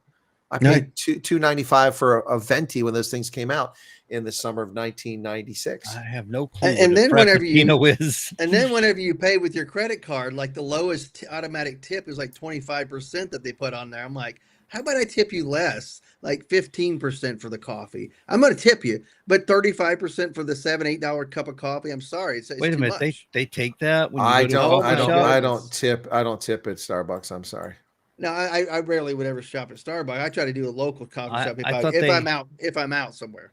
I thought every time I went to the drive-thru at Dunks or was at the counter, they had a little coffee cup out there where it had little dollar bills in it where people right. Took. That's perfect way to go. Yeah, taking it involuntarily from me, I think I'd be a little offended too. No, not involuntary. I'm saying like you have the option to tip, but like the lowest amount that you could that you could just push is like 35% of some of these places. Yeah. And then they have the button for other, and it's like who's pushing other and doing like another amount. You know what I'm saying? Most people would just say no tip. But they hide that button obscurely down at the bottom. So all these high level tips are at the top. Lowest level 30. Encourage it. Yeah. Oh yeah. And most people just hit it not knowing it. Like that's 35% of what you just paid, for crying out loud. That's like the car wash thing when you go get gasoline at the gas station and it gives you an option for a car wash, and a lot of people accidentally hit the yes button and they never get the car wash, and the place is making out like a bandit on it. Oh yeah, I've been to a place where the car wash had looked like it'd been closed for a solid year and a half. Still ask if you want the car wash. Yeah, I knew a guy, and the reason why I think yeah. about that, I worked with a guy on a job. West Texas, I've seen it before. Yeah, he owned a place, and he said that happens all the time. People punch yes for the car wash, and they never get one. No, that's just free money for the owner. My mind wandered there when you said that. You said West Texas, out in the West Texas town of El Paso. So mine started wandering there to a song. Yeah, great song. That's a good song. Yeah. Yep. All right, John. What else we got going on here? I had something else I was looking at. Now I don't remember what it was. Crazy. So what's the next song for Colonel Wyatt? What are you thinking? What? Because that was a good song, by the way. Yeah, I thought so too. I've got a bunch of them. I got one called Alabama Heat. That's pretty good. That's kind of a tribute to the refugees that have come over here. We could play that one in a break. I'll send that in. Alabama Heat's pretty good. It's a duet, country song once again. The country and reggae seem to be the best ones for this artificial intelligence app that I'm using to create this music. But yeah, Alabama Heat's very popular. I'm an artist now. I'm on Spotify and 23 other music sites with my music. You're a recording artist. That's it. Yeah. It's I have no musical talent, but I'm a recording artist. Well, I think that term's being used loosely, right? You come up with the lyrics, and the AI's kind of putting together you just tell them what kind of genre you want. They put together the correct. And so basically I'm really just a producer, at best. There you go. Well, you're a lyricist. You're coming up with the lyrics yourself, right? Well, on a few of the songs, I do all the lyrics, but that's quite time consuming. No wonder musicians have a hard time getting albums out. But I give it the key themes and the key words I want to be included, and it finds a way to incorporate those. And it's pretty smart about understanding what you're trying to get at. I've made some comical songs about politics in South Africa and some other things, so it's interesting. But I've got well over 40 songs now published, and so you can listen to the whole playlist. It takes a couple hours to get through it. It's pretty cool. Wow, that's good. He's gonna have his that's gonna be your full income stream in the future, right? Is Uh, blogging and doing music, I think. I have no idea, but it can be lucrative for some folks. So if Sure. it keeps it up, so we'll see how it goes. You get some of these DJs that make money, basically set up some laptops, maybe a little turntable, and then they just kind of press a couple buttons, and they make a hell of a lot of money doing that. I mean, you could do it. Well, you have DJ Khaled who can't sing; he just plays other people's music and he makes a fortune. Yeah. Yeah, you get a name, and all of a sudden it's like, man, that's it. You could get maybe a cool hat or something that you would wear. That's your stick, right? The cool hat, maybe a cane. I don't know. I think the beard is my shtick. There you go. Yeah, He just needs you a- could he do like just a little, needs you could do a, like a little Santa Claus little hat hanging off. Yeah. Maybe tilt it back. You'd be hip. Chris Jingle. Chris Get Jingle. it? Get Yes, it? Chris that's Jingle. it. I don't think that's the answer. He could do Christmas songs all day long. It's middle of July, and there's Chris doing Christmas music. Oh, trust me, I know those Christmas songs are all copyrighted because I tried playing them. You can't, they're all protected, man. No, you make your Mhm. own. I'm talking about making your own. No, come on. Well, I'm gonna have to make some Christmas songs. Yeah. Christmas rock. And for Maybe Chris, death, it's like a death metal he- Christmas song. he's writing Christmas songs and birthday songs all at the same time because they're both relevant. Well, that's true. That's true. Yep, that's true. Yeah, so these Democrats really are just, I think they're comical guys. Oh, did you see Trump raise the tariffs on the semiconductors 100%? Ouch, that's going to hurt. By the way, guys, I think and some of the audience knows that when Trump got elected, I knew he was going to come with tariffs. So I ordered my laptop like on November 8th. And I got it like a few days later. So I got a laptop before the tariffs came into effect. So I got a good deal on my laptop, and I'm happy with it. You should have got two. People now probably not be so happy when they buy laptops or PCs because those chips are going to go up. But he raised it to 100%. He threatened 250% of chips, so it was only 100%. And then India, he's angry in India. This is not going well. They got a 50% tariff. Oof. Oh, yeah, they've been kind of playing. It's funny because we've done a lot for India, through the years with education and medicine and stuff, and they're not very reciprocal with us. No, they're not. And there's an awful lot of stuff that emanates from India, malicious stuff on the internet, scams and fraud and stuff like that. And the government of India doesn't do much to stop it. And that's a real issue with our government. They would like the cyber issues to be addressed, and they're not being addressed. So you brought up tariffs. I thought you were going to bring up the pharmaceuticals. He's looking at 250% on pharmaceuticals. Yeah, that's coming too, but that wasn't announced today, was it? I didn't see that one announced. I was just looking at it here a moment ago. Let's see. President Trump plans to levy a stepwise series of pharmaceutical tariffs that could reach 150% within a year and a half, and then rise up to 250%. He said in a wide-ranging interview on CNBC Tuesday, it's the highest tariff rate the president has threatened the industry with to date, while he also presses on major manufacturers to commit to most favored nation pricing policy. So I think the threat is for leverage. But Trump, if he you don't come through, he's going to follow through. Yeah, no, it's it's funny how they love to have this thing to talk about. They want to talk about taco. Trump always chickens out, but he doesn't. He's generous and gives them a chance, and now they're finding out the hard way that Trump is serious. So yeah, they don't use that term anymore because they found out Trump doesn't chicken out. He knows his stakes, and he knows his leverage points, and he knows where he stands. And when he says something, he means it. Yeah, when he says it, it's for real. Don't joke around. So did I see something about the Vladimir are planning a meeting or something? Thought I heard something or saw something about it somewhere. Now I gotta look and see. But I don't know if they're starting to work on cooling things down now, or I actually asked because I thought you actually would have known, but sorry. I don't know. Don't know. Well, it's not coming up right away, so it might be a little outdated. Maybe it's a few days old or something. All right. Yeah. So my buddy Brian Harrison, he's a Texas state representative. I worked with him during the Bush administration. He just destroyed CNN in the last couple of days with regards to gerrymandering. He's showing them like, hey, this is what Illinois looks like, and he's like, this is what Texas will look like. Which one's worse here? Funny. Which one's worse here? And they don't have a leg to stand on. I tell you what the comical punchline and all this is since Texas did their redistricting, now Newsom's like, well, I'll pay him back. We'll gerrymander in California. It's like, Hello, what does that mean? What are you paying back? Isn't it already gerrymandered? I Yeah, thought it's so. already gerrymandered. And then you know? got New York State, I think, is following suit. It's like these people are ridiculous. So they're proving the point that that this is what they actually do.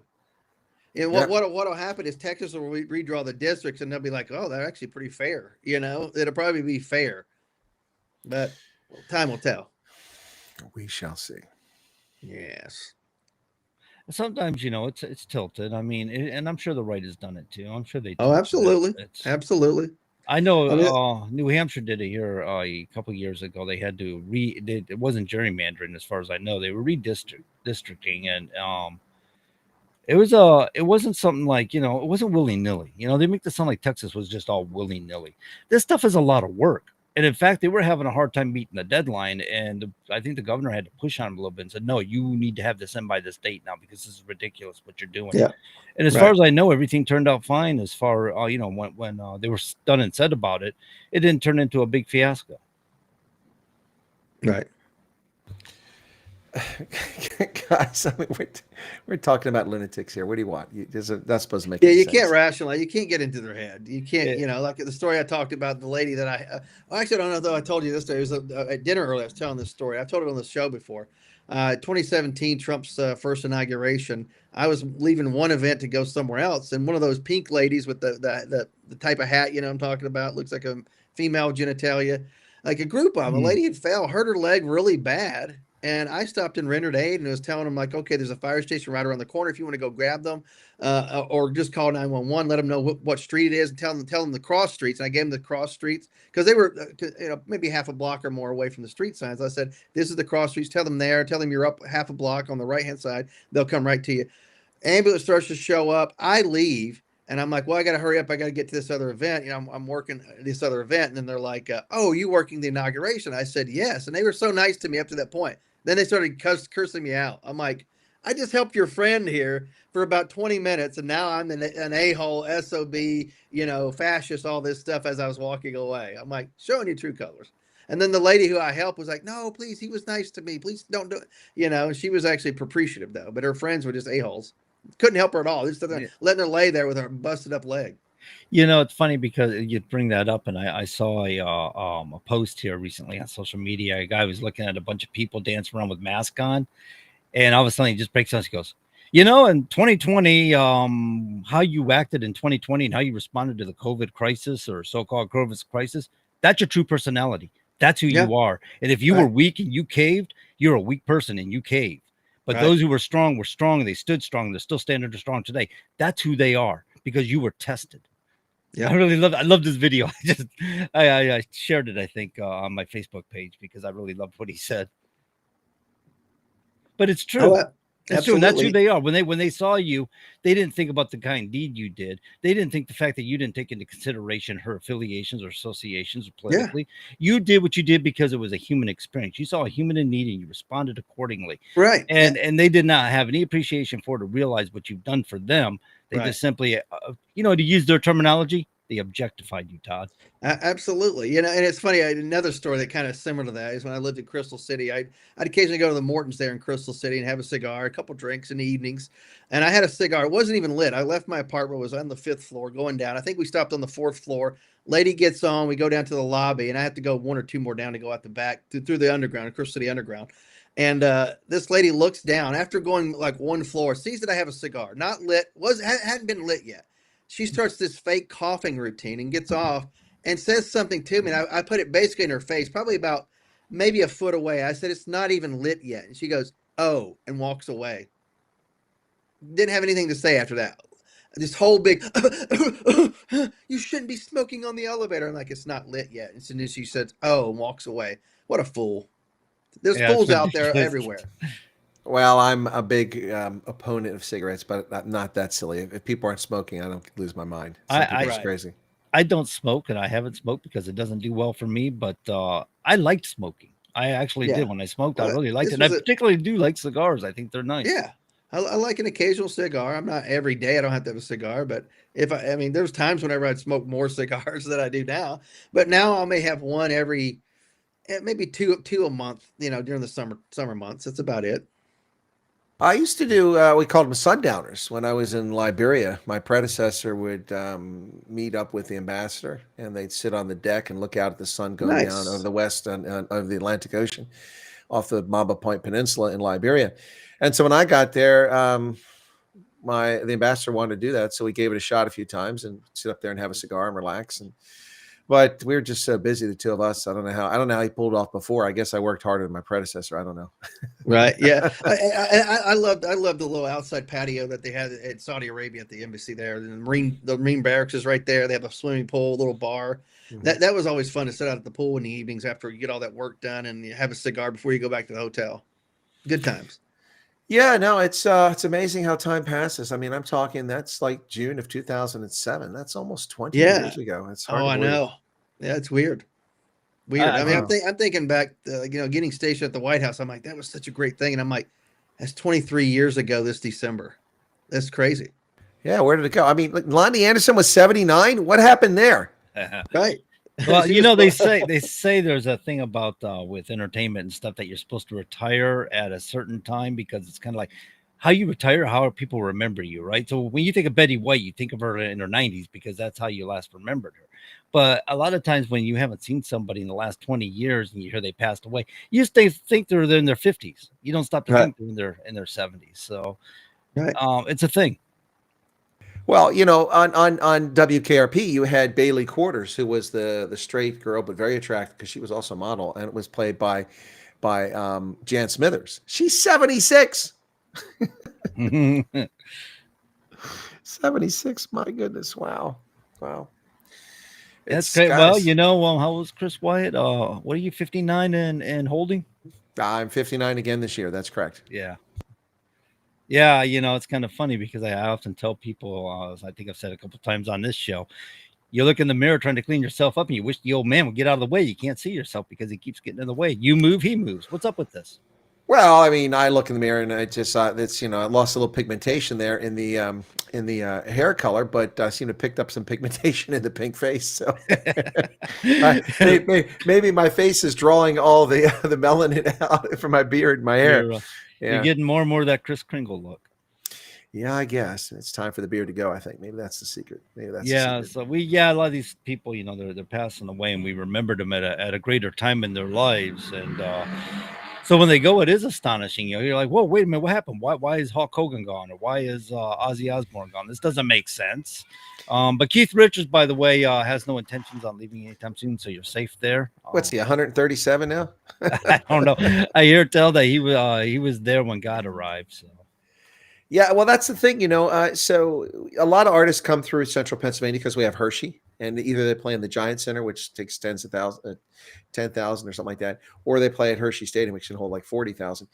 And so a lot of these artists, I'm not really interested in going to a concert, but I go just because it might be the last time, So I went to Hershey Park and watched the Outlaw Music Festival a couple years ago, just because Van Morrison was coming, and he was like 73. Oh, there you go, classic, yeah. Oh yeah, and Van Morrison 73, but he walked on the stage at the top of the hour, played his whole set, didn't nonsense chat or anything, finished his set at the next hour and walked off the stage. The only thing is he didn't play Brown Eyed Girl, which is a little disappointing, but he played the whole hour. It was amazing. It was well worth the money. I didn't go for anything but Van Morrison. So I went to see that. Barry Manilow came to town. Barry Manilow was supposed to be on his last tour, but I think he keeps having last tours like Cher. And he performed at the Giant Center, and it was just amazing. And so Barry Manilow.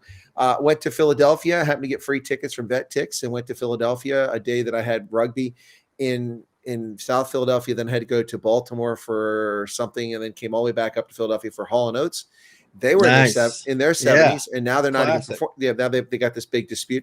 So Hall & Oates, Barry Manilow, and then Van Morrison, and then also I watched now. She's not in the same boat because she's a couple days younger than me, and that's Shania Twain. This past weekend, went to see Shania Twain. She's 59 now. Shania Twain's 59. My goodness, she don't look 59 now. She don't look 59. That's she's looking good out there. But yeah.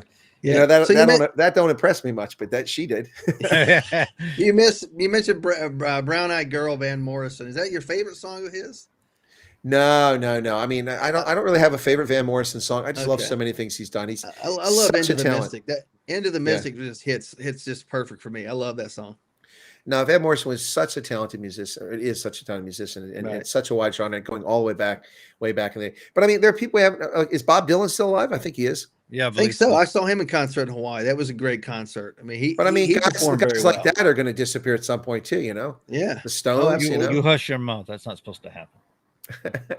Well, the traveling Wilburys are gone, guys. I mean, Yeah, Tom Petty went. Yeah, that was premature. To be a Wilbur, you had to already be a great artist to get invited to be a member. Think about that. I think to be a traveling Wilbur, with the exception of Tom Petty, you had to be on death's door. You know. Yeah, absolutely. I mean, so many greats were Wilburys. My goodness. Yeah, Roy Orbison. Yeah. Oh yeah, he's unbelievable. I mean, or was unbelievable. I mean, my goodness.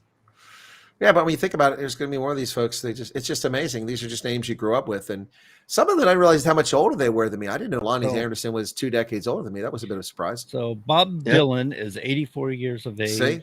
born May 24th, 1941.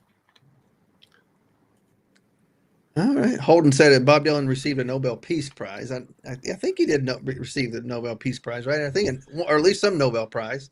I didn't know that. I don't know about you guys. Sheldon Cooper called out the Nobel Peace Prize not being a real Nobel Prize. Yeah, but I mean, look, Yasser Arafat got one, so you know. Right? Yeah, right. Yeah, and Obama. Obama got one for the idea of peace, not because. Yeah, and then he launched 3 wars. Right, and then he droned actual American underage American citizens. Remember? Yeah, that's right. He never forget extrajudicially used drones to kill Yes, he American did. citizens Yes, he without did. any legal authorization and not being called to account for it. Yeah, no, it's Nobel Peace Prize. Come on, guys. I mean, but you know, Trump has got like 3 nominations this time. Pakistan has nominated him, Cambodia is nominating him, and I think someone else is nominating Trump for it. Of course, they'll never give him one, but if anybody deserves one, it's Trump. He's ended more wars than anyone in history. Right. Well, he could give it all nuclear weapons on the planet tomorrow. Negotiate some sort of settlement with the gray aliens where they'll give us so much gold every year, make us the wealthiest country in the world, make us the planet that's so safe and secure, so technologically advanced. They'd still shun him. Yeah, they would still shun him. Well, you know, with some of these governments, I mean, look, when Obama was in office, I felt like we were watching that movie Mars Attacks. You know. That's what it felt like. what was the noise that those little things made? What song was it that blew their heads up? It was some old country song Granny found. The best part was when what's her name? The one from Ohio was at Sex in the City when she was put on a little chihuahua's body or head. Yeah. Oh, it's so ridiculously over the top movie. I love it. It was brilliant. You know what? I forgot about the sound the Martians made. That's so funny. But typical Democrats, we'd like to negotiate. They shoot him down. There's a Twilight Zone. We talk about aliens that came and basically was telling, like, hey, you're going to have to do X, Y, and Z. Overnight, the world got rid of their military. It settled. They had peace treaties and all this stuff. They're like, no, we wanted you to fight and destroy one another. That's what we wanted because that's what you do best. Yeah. You don't do peace best. You do war best. That's human nature. Sad. Well, I'm sure that somewhere aliens, they have, satellites that watch Earth and it's like we're a video game watching us kill each other, so. Right. Well, there are the theories out there that people say we're a zoo, basically. We're kind of just being watched at this point, because we're too dangerous to be trusted. Because we want to blow everything up and kill everything. And we have the power to destroy the entire world many times over. And that's safety and security for crying out loud. I don't think so. I mean, I'm not against having nuclear weapons because other people have it, but wouldn't it be nice if nobody had nukes and nobody wanted to fight anybody or kill anybody? Everybody just got along, trade and commerce and free travel amongst people. I realize we don't live in a utopia, but wouldn't that be nice? It's never going to happen. It would be nice. Never going to happen. That's why we have borders. That's why we have laws, rules, regulations. That's why we have militaries, because human beings are human beings. They're gonna make some of the worst decisions they possibly can. Well, and they have no problem in killing people who look different or act different than them. I brought it up here before. I mean, like 1% of the world's population works on the level of psychopathy. I mean, there are psychopaths out there in the world. There are sociopaths out there in the world, and narcissists do enough damage all by themselves. Sure. But emotional thinkers people also who are psychopaths don't necessarily mean they're going to become world leaders, but they got a great deal of chance over everybody else because they got no sense of emotion or regret. No sense of shame. No sense of shame. They perform sort of like AOC or somebody. You know what I mean? They say the weirdest things. Yeah, narcissist people, whenever they fail, it's not their fault. It's other people who mess them over. Yep. It's never their fault. It's never their fault.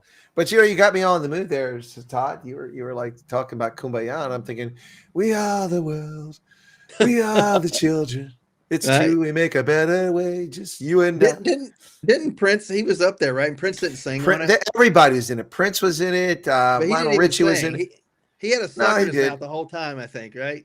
Did he? I didn't know that. I think he did. I think he didn't want to but sing. that was look. I mean, look, we joke about it and make fun of it. That was a heck of an effort by those artists. I mean, that was really and it was good. It was good music. It wasn't just some crappy song. I think it was Michael Jackson started that. It was he who no, it was the British guy. What's his name? Bob Geldof. Oh, was it Bob Geldof? Bob Geldof. It was Bob Geldof. Yeah, okay. Was Bob Geldof from Pink Floyd? I didn't know that. Did he? No, maybe he was just in the movie. Bob Geldof is the one who started that Live Aid.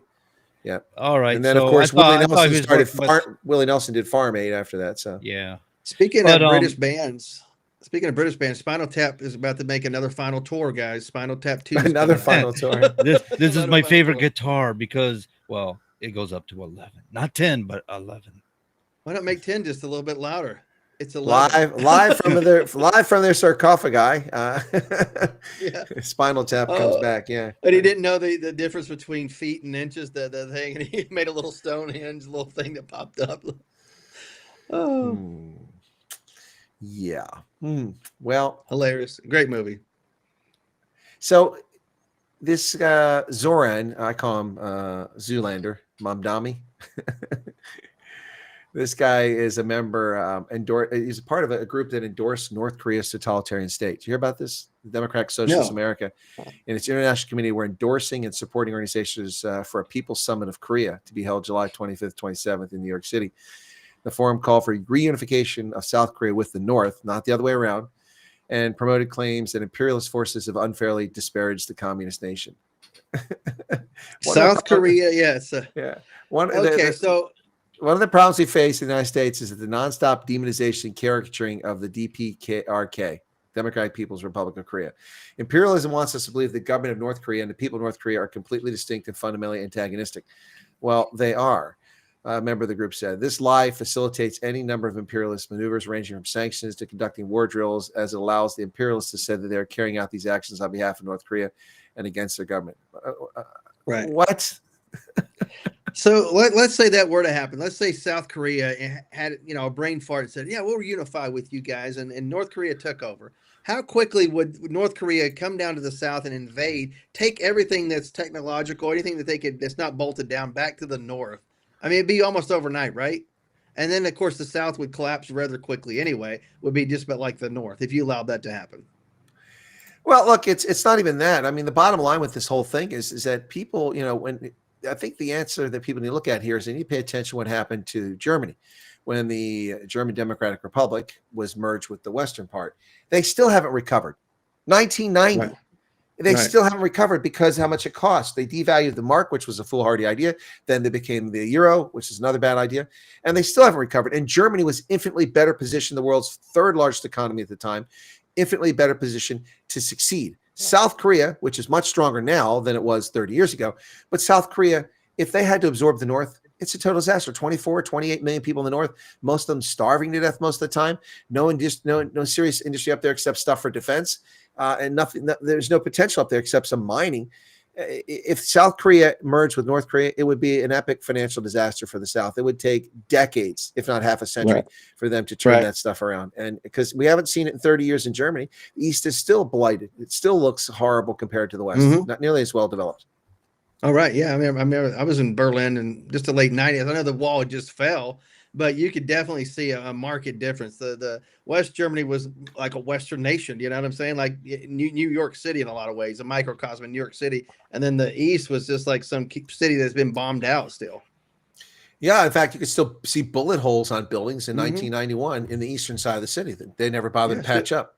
from the Second Still World can War. in some places there. Still play in some of the buildings they still have it, but some places have done some repairs, but kept patches to remind people, because you have so many tourists that come there. You know, that's what they want to see. That's a lot of dollars you lose out on. To be fair, the communists probably left some of the bullet holes in the buildings to be a reminder to people throughout the communist regime too.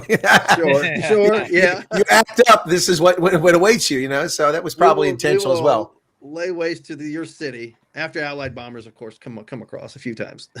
Oh my goodness, yeah, Germany. What a stark contrast between the two Germanys. I mean, you couldn't define it any better than the difference between the People's or the Federal Republic and the German Democratic Republic, just night and day. I mean, you got Czechoslovakia at the time, and you've got Romania, and you've got Bulgaria and Yugoslavia, always placed behind the Iron Curtain. That's one thing, but there's no constituent other part of those countries. They're all there. Germany was split in thirds, 1/3 gone forever to the Poles and the Russians, and then the other third in the middle, and then the Western third. And you could see the same people completely divided. I mean, that whole thing is just crazy. I look back and imagine what we went through. Living through the Cold War was just something else. And all those people who were murdered by the East Germans when they tried to escape. And then it all just came down at once. Remember that 1989, and people started going to Hungary. And the Hungarians wouldn't stop them. They crossed over into Austria, and the Austrians didn't stop them. And suddenly it was news, and everybody's there covering it. At first, it was a few because they were on holiday. They went away in their summer. And so many were gone that these Germans couldn't stop it. And they gave up, and then the floodgates opened. Next thing you know, they're all standing on top of the Berlin Wall and tearing the wall down. And oh, my goodness. One of the best lines ever to me is Mr. Gorbachev, tear down this wall. Yeah, geez. Right. If you seek peace, come to this gate. Open this gate. Yeah. And he says, tear it down. I love it. Yeah, well, it came down, and now look at So the mess Husky we've 7 inherited. asked a question. Maybe you guys know the answer. Did Donald J. Trump announce anything about meeting with Putin and Zelensky sometime next week? I've not heard anything about that. Have you guys heard anything yet?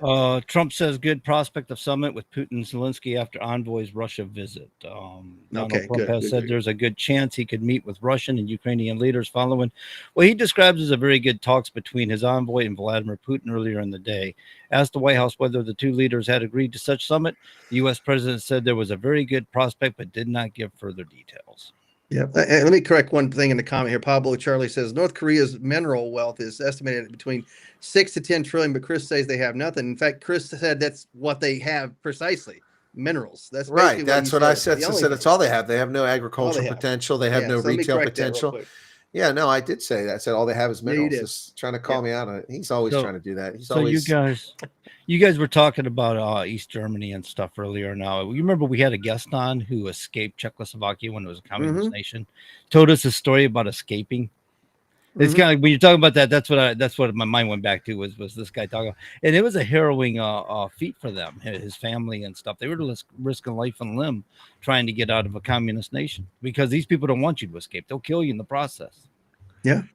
Well, let me go back real quick here to what you're saying, Pablo and Charlie said. Yes, and I'll stick to a little bit of mining. So you're trying to tell us that 6 to 10 trillion is a lot of money. Well, Nvidia is worth $4 trillion in asset value. Microsoft is worth $4 trillion, and Adobe is probably worth $2 trillion, or you add one or two more companies. That's $10 trillion for 3 privately held companies in the United States out of millions of companies in America. $6 to $10 trillion worth of mineral wealth is nothing. I can stop an asteroid and tether it or put it in geosynchronous orbit with the Earth and mine it and get trillions of dollars out of that asteroid, and I don't have to rely on North Korea. It's a drop in the bucket. They've got nothing of any value that anybody wants, and they're useless. It's of no consequence to the world. Yeah, even with $10 trillion, which, I mean, obviously for one individual is certainly a lot of money, but you're talking about millions of people who are starving and malnourished, impoverished, have no doctors, no physicians, nothing, have no running water, all this stuff. That money would go very, very quickly to try to provide basic services to that many people. Well, but even so, if you got minerals of $6 to $10 trillion, once it's mined, then what have they got? Right, you got nothing. It doesn't get replaced. Yeah. I don't know about you, Todd, but I just heard Chris Wyatt, the asteroid cowboy. I will agree. Yeah, man, I'm telling you, I'm starting an asteroid mining company. You There's guys want to get on the floor? going to be folklore in the future. They're going to write country songs about him. Chris Wyatt, this great big lasso. Did say that there is potential. So that's true. Rare earths are not so rare on asteroids, man. We're talking about a lot of good. It's actually a thing.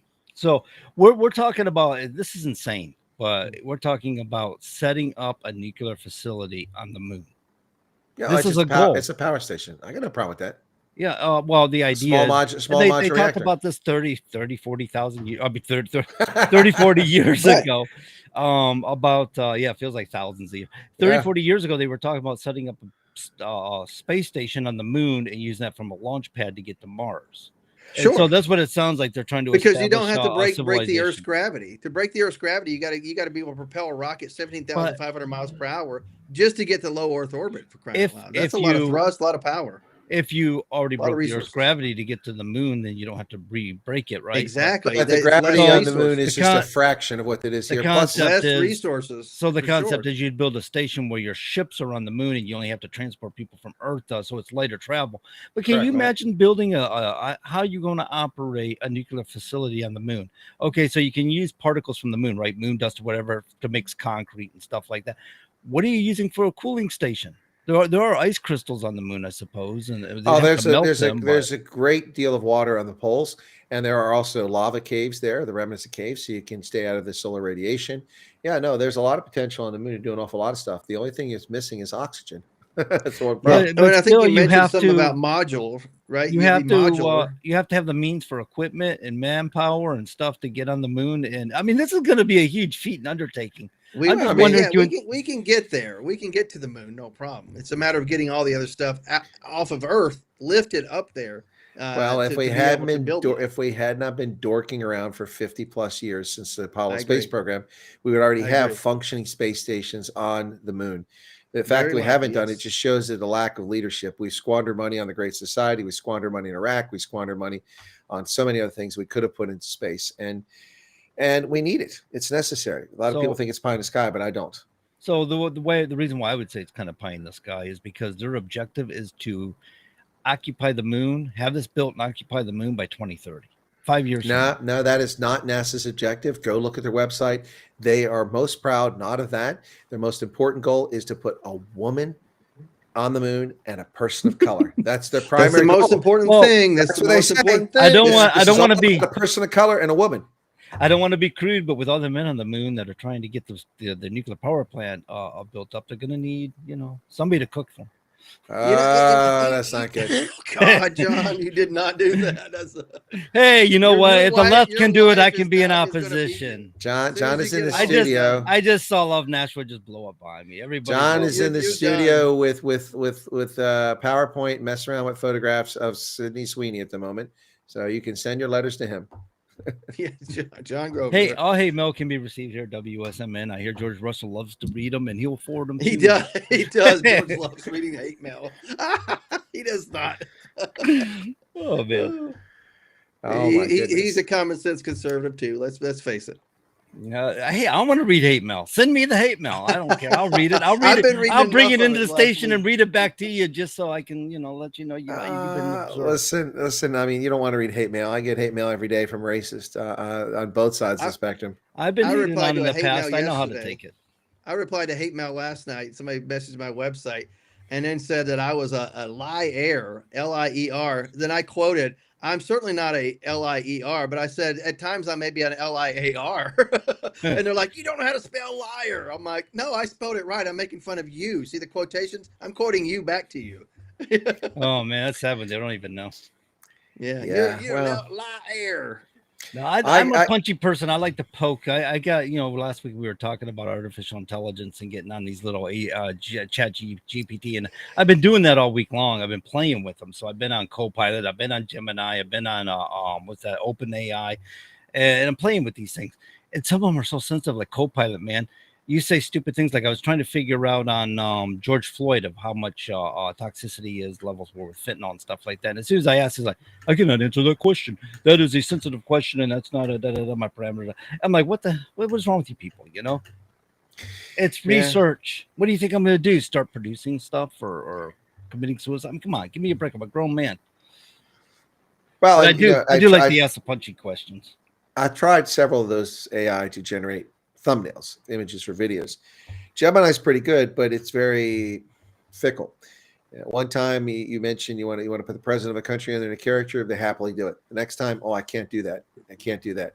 And anyway, and then they use up your free allotment by not making an image. I'm like, okay, dude, you didn't make an image. Don't count that against me. Right. Copilot, you can make as many as you want. It's I've made a few on Copilot that turned out pretty nice. I kind of like them. They're good for that, but as far as conversation and stuff, they're all right. I mean, if you want to talk about kittens and puppy dogs, you're at the right place. If you want to talk about deep stuff, well, maybe not so much. You know what I mean? Every time you get on something edgy, it wants to shut you down. So OpenAI, though, I love it. The problem is you get about 20 free minutes and it shuts down on you. You can open it back up and start playing with it again, but it just keeps shutting down on you because you're timed out. So unless you want to get the paid service at $20 a month, and quite frankly, what they want I'm is not quite using it that much. expensive. Yeah, and I don't use same here. I don't use it that much, so why would I pay for? Plus you don't know what you're getting. It's not. Is it going to be worth the $20? So OpenAI, one of the things they've got is they've got a series of things for like learning and different things. So if you want to do research, they've got AI for research. They got AI for like school and stuff like that. As far as I know, they got different types of programs for different reasons. It's not just like the what you get for the chat AI. It's just that it's a chat AI. It'll help you look stuff up and do stuff for you. But I believe they got more tailored stuff that you can actually purchase and use. Okay. So I'm going to mispronounce his name. Anemi, A-N-E-M-I. No, her. Anime. Sorry, anime. Yeah. Says we should send the meerkats to the moon. I'm like, they're too cute to send to the moon. We shouldn't do that. We need to just cuddle with them and hug. That's a song that I made. Oh, okay. Okay. I didn't inside get the jokes. I'm like, These are inside jokes. Meerkats to the moon. Enemy. That's one of my songs called Meerkats in Space. All right. Yeah. Okay. We gotta play that one next. I'll send it to John. Yeah, that's a pretty good one. Meerkats in Space. Yeah, it's Meerkats in Space. I was having a little fun with that. Yeah, I was having a little fun with that. It came out pretty well. I mean, it's yeah. Anyway, it's a good song. Drop the beat, Meerkat. Well, we don't have time for it tonight, but maybe next week. Same with the Alabama Heat. I'll have to remember to send you those. Yeah, that's a good idea. Tune in next week.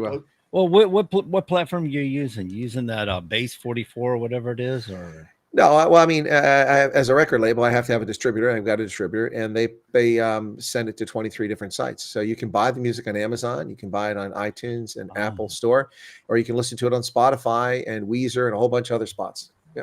Oh, awesome. Yeah, I was looking at Base 44. I played with that a little bit, created a little bit of a song. I had this joke song, but I can't do it here because it's that type here. I believe Todd used the word twice during the show, but it's repetitively used in this particular case. Anyway, I just did that, played around with it. I thought it was kind of pretty cool technology, how it worked. Yeah, no, it's it's interesting because on Spotify, for instance, I've only had the thing I set up for a couple weeks, and I've got 1,029 monthly listeners already on there. Oh, how many? 1,029. Oh, okay. I thought you said 100,000. What? Oh, if I had 100,000, I'd be crowing about that in a couple weeks. That'd be impressive. Oh, absolutely. That would be. He would be putting his shows and stuff on there, Like right? he's got, captive he's got audience. AI chatbot followers. That's what I would think. 100,000 in like a week. That's whew. It only cost him $50,000 to get that many chatbot followers. What is interesting though is these are people from all over the world. If I look at the entire globe, I mean, I've got listeners in the U.S., Brazil. Is the third largest audience I have. South Africa's number one, then the United States and Brazil, UK, Mexico, Germany, Canada, Spain, France, Turkey, Australia, the Philippines, Indonesia, the Netherlands, Italy, Sweden, India, Thailand, Poland, Portugal, Ukraine. I even got listeners in Ukraine, Vietnam. I've got 38 different countries where people are listening to this music. Nigeria is one of them. That's cool. That is pretty cool. So yeah. Anyway, that's the nice thing about the internet, man. Really, yeah, you reach the world. But the world's a lot smaller now because of technology, and if you use it properly, it can be a heck of a lot better world. Possibly. Well, that's a true statement. The other thing that's interesting here too is that unlike my online presence for like YouTube, which skews male, it's about 73-1 male. It used to be about 60-40. This is almost 50-50 male female. Not that that's an issue to me. Also, my audience is much younger, so almost 60% of my audience is under the age of 45. Whereas on my other stuff, it skews the other direction, 60% or over 45. So that's interesting. So anyway, no, those kind of analytics are helpful too, because females and males do tend to think differently and stuff, and it gives you an idea about how you're being viewed and stuff, and or maybe how to create new material, if that's your Yep. listening audience. So yeah, the analytics is pretty cool if you can get accurate analytics. It sounds like you are. Well, I hope they're accurate. They're interesting. I don't know if they're accurate, but I hope they are. But they're definitely interesting. That's for sure. I've questioned some. You get on social medias and stuff, and they give me these analytics, and I'm looking. I'm going. The responses I'm getting from people live or whatever in person don't match the little bit of analytics they're giving me. Almost like they're trying to encourage you to purchase or something for ad space or something. I don't know. That could very well be what it is. I've seen that like Google and stuff like that with the website. And I actually had a guy one time, man, I have a website and I work for a company in Pennsylvania, and the safety director knew about my website. It was kind of funny because I was talking to him about something. I mentioned it to him, and he actually knew it was. He's like, "That's you?" I'm like, yeah, man, I got that website." He goes, "Oh, wow, I didn't know it was you, man. That's kind of cool and stuff." We start talking, No, the internet's a small world. I mean, I travel halfway around the world, and I have 1,400 people come to meet and greets who watch my program. That's just a tiny smattering of the people, and all the people after the fact, like, "I didn't know you were here. I missed it. I didn't know you were here." Yep. Yeah, it's just crazy. I got recognized this year at Donald Trump's inauguration. I was showing somebody where Fox News is, and I was just around there, and it was somebody out of Southern California who does basically a Vietnamese podcast, and recognized me and interviewed me for the little podcast just by man on the street, but knew exactly who I was. It was like, "Oh, you're Todd. You were with Common Sense," and he knew our show, and he knew my wow. It was weird. No, it is kind of strange. I mean, I've been interviewed by people in Australia, New Zealand, Germany. I was interviewed by somebody in Lithuania last week, the Netherlands, U.S., Canada, South Africa. It's pretty wild. It's an interesting world out there. Yep. So we're coming up on the end of this one, guys. Any big events between now and next week? I'm trying to think. Next week is the 13th. Don't know if we have anything big planned other than more tariffs. Tomorrow is the day they start collecting the tariff money. Tomorrow. Oh, yeah. There we go. It's going to be interesting to see the reports of how much that is coming in. It's going to be considerable. So by tonight at midnight, is that what you're saying? Yeah, that'll be the 7th. You're right. So when I say tomorrow, it's in 3 hours here on the East Coast. Yeah, tomorrow is 3 hours away. That's true. No, it's interesting because you hear people that are running their mouths about this. I heard some South Africans say this is all Trump is just trying to make up for the big tax cut he gave to the wealthy and rich, all this money. I'm like, okay, hang on a second. We just got $30 billion in tariff revenue in 1 month. Even if every month stays at that rate, because the trade goes up and down from month to month, that's $360 billion a year. Okay. But it's a $7.4 trillion federal budget. That's a rounding error. That's a fraction. That's nothing. That is not the reason why Trump is collecting tariffs to make up for a loss in tax revenue. These people are not very bright. They don't understand economics, to say the least. It's comical. Right. Absolutely. But if anybody's listening, I will be signing my book on the 12th at the Kingsport Public Library in Kingsport, Tennessee, at the Kingsport Public Library, Fort Henry Mall, lower level, 12 to 4 o'clock p.m. on the 12th. Anybody wants to swing by? Cool beans. That sounds good. Yeah. Yep. How is that being received? Are people grateful? Or? It's fairly well. I mean, I'm trying to sell 1,000. It's slowed because I'm just relying on online sales. In-person sales should pick up after this. I hope. We'll see how it goes. Trying to just sell 1,000. Trying to fund our Be the One commission to end veteran suicide, anti-bullying campaign. Also, we're going to focus on PTSD and TBI awareness, and hopefully maybe get the state legislature to send some money to that type of research. We'll see. Yeah, I think it's important to remind folks too on this book that this isn't you trying to make $1 million. This is you trying to raise money for veterans and such. So it's absolutely, and basically just those who are on the commission basically be able to give them some gas money to travel and lobby on our behalf to get this stuff done. That's basically what I'm trying to raise money for. That's it. Anyway, so folks out there listening, you know the drill, man. Help them out. Buy his book. It's a good book, and it's going for a good cause. This isn't a selfish issue at all. This is very generous and giving on Todd McKinley's part. And I'm saying it because it's better if I say it than Todd says it. It sounds better. That's right. Very true. I appreciate it. By the way, I just checked before we wrap up. Gary Sandy from WKRP in Cincinnati is 79, and Les Nessman is 84. He's still kicking. I wonder if he's got the Les Nessman scooter. What was it? The KRP scooter or whatever it was. I'm trying to remember that one. But yeah, he's still around, 84. Pretty cool. Very cool. Sean and I used to do the Independent Trucker Show. He did the Les Nessman. We called it the Les Nessman Report. It was kind of fun. Give a little news update, you know. I always loved it because he was just such a stiff guy, and then he walks in, he got Johnny Fever in the theater, and then Venus Flytrap. Remember that guy? Tim Reed. Wasn't it one of the early episodes where they were like what they were in a rock station, and all of a sudden they flipped the switch, like we're a rock station now, and Johnny Fever turns on Johnny Fever immediately. Yeah, he was like sleepwalking through the boring, Muzak station that it was. Yeah, and then he's like Johnny Fever. Yeah, that was the first episode, if I'm not mistaken. Yeah, I think you're right. Yeah. Tim Reed, and then Howard Hessman, who's passed away a few years ago too. Yep. Man, what a show. All right, well, there it is. That is it. I almost missed it too. Ladies and gentlemen, thank you for listening. We enjoyed having you here. Don't forget to catch us next week, same time, same place. You all have a good night.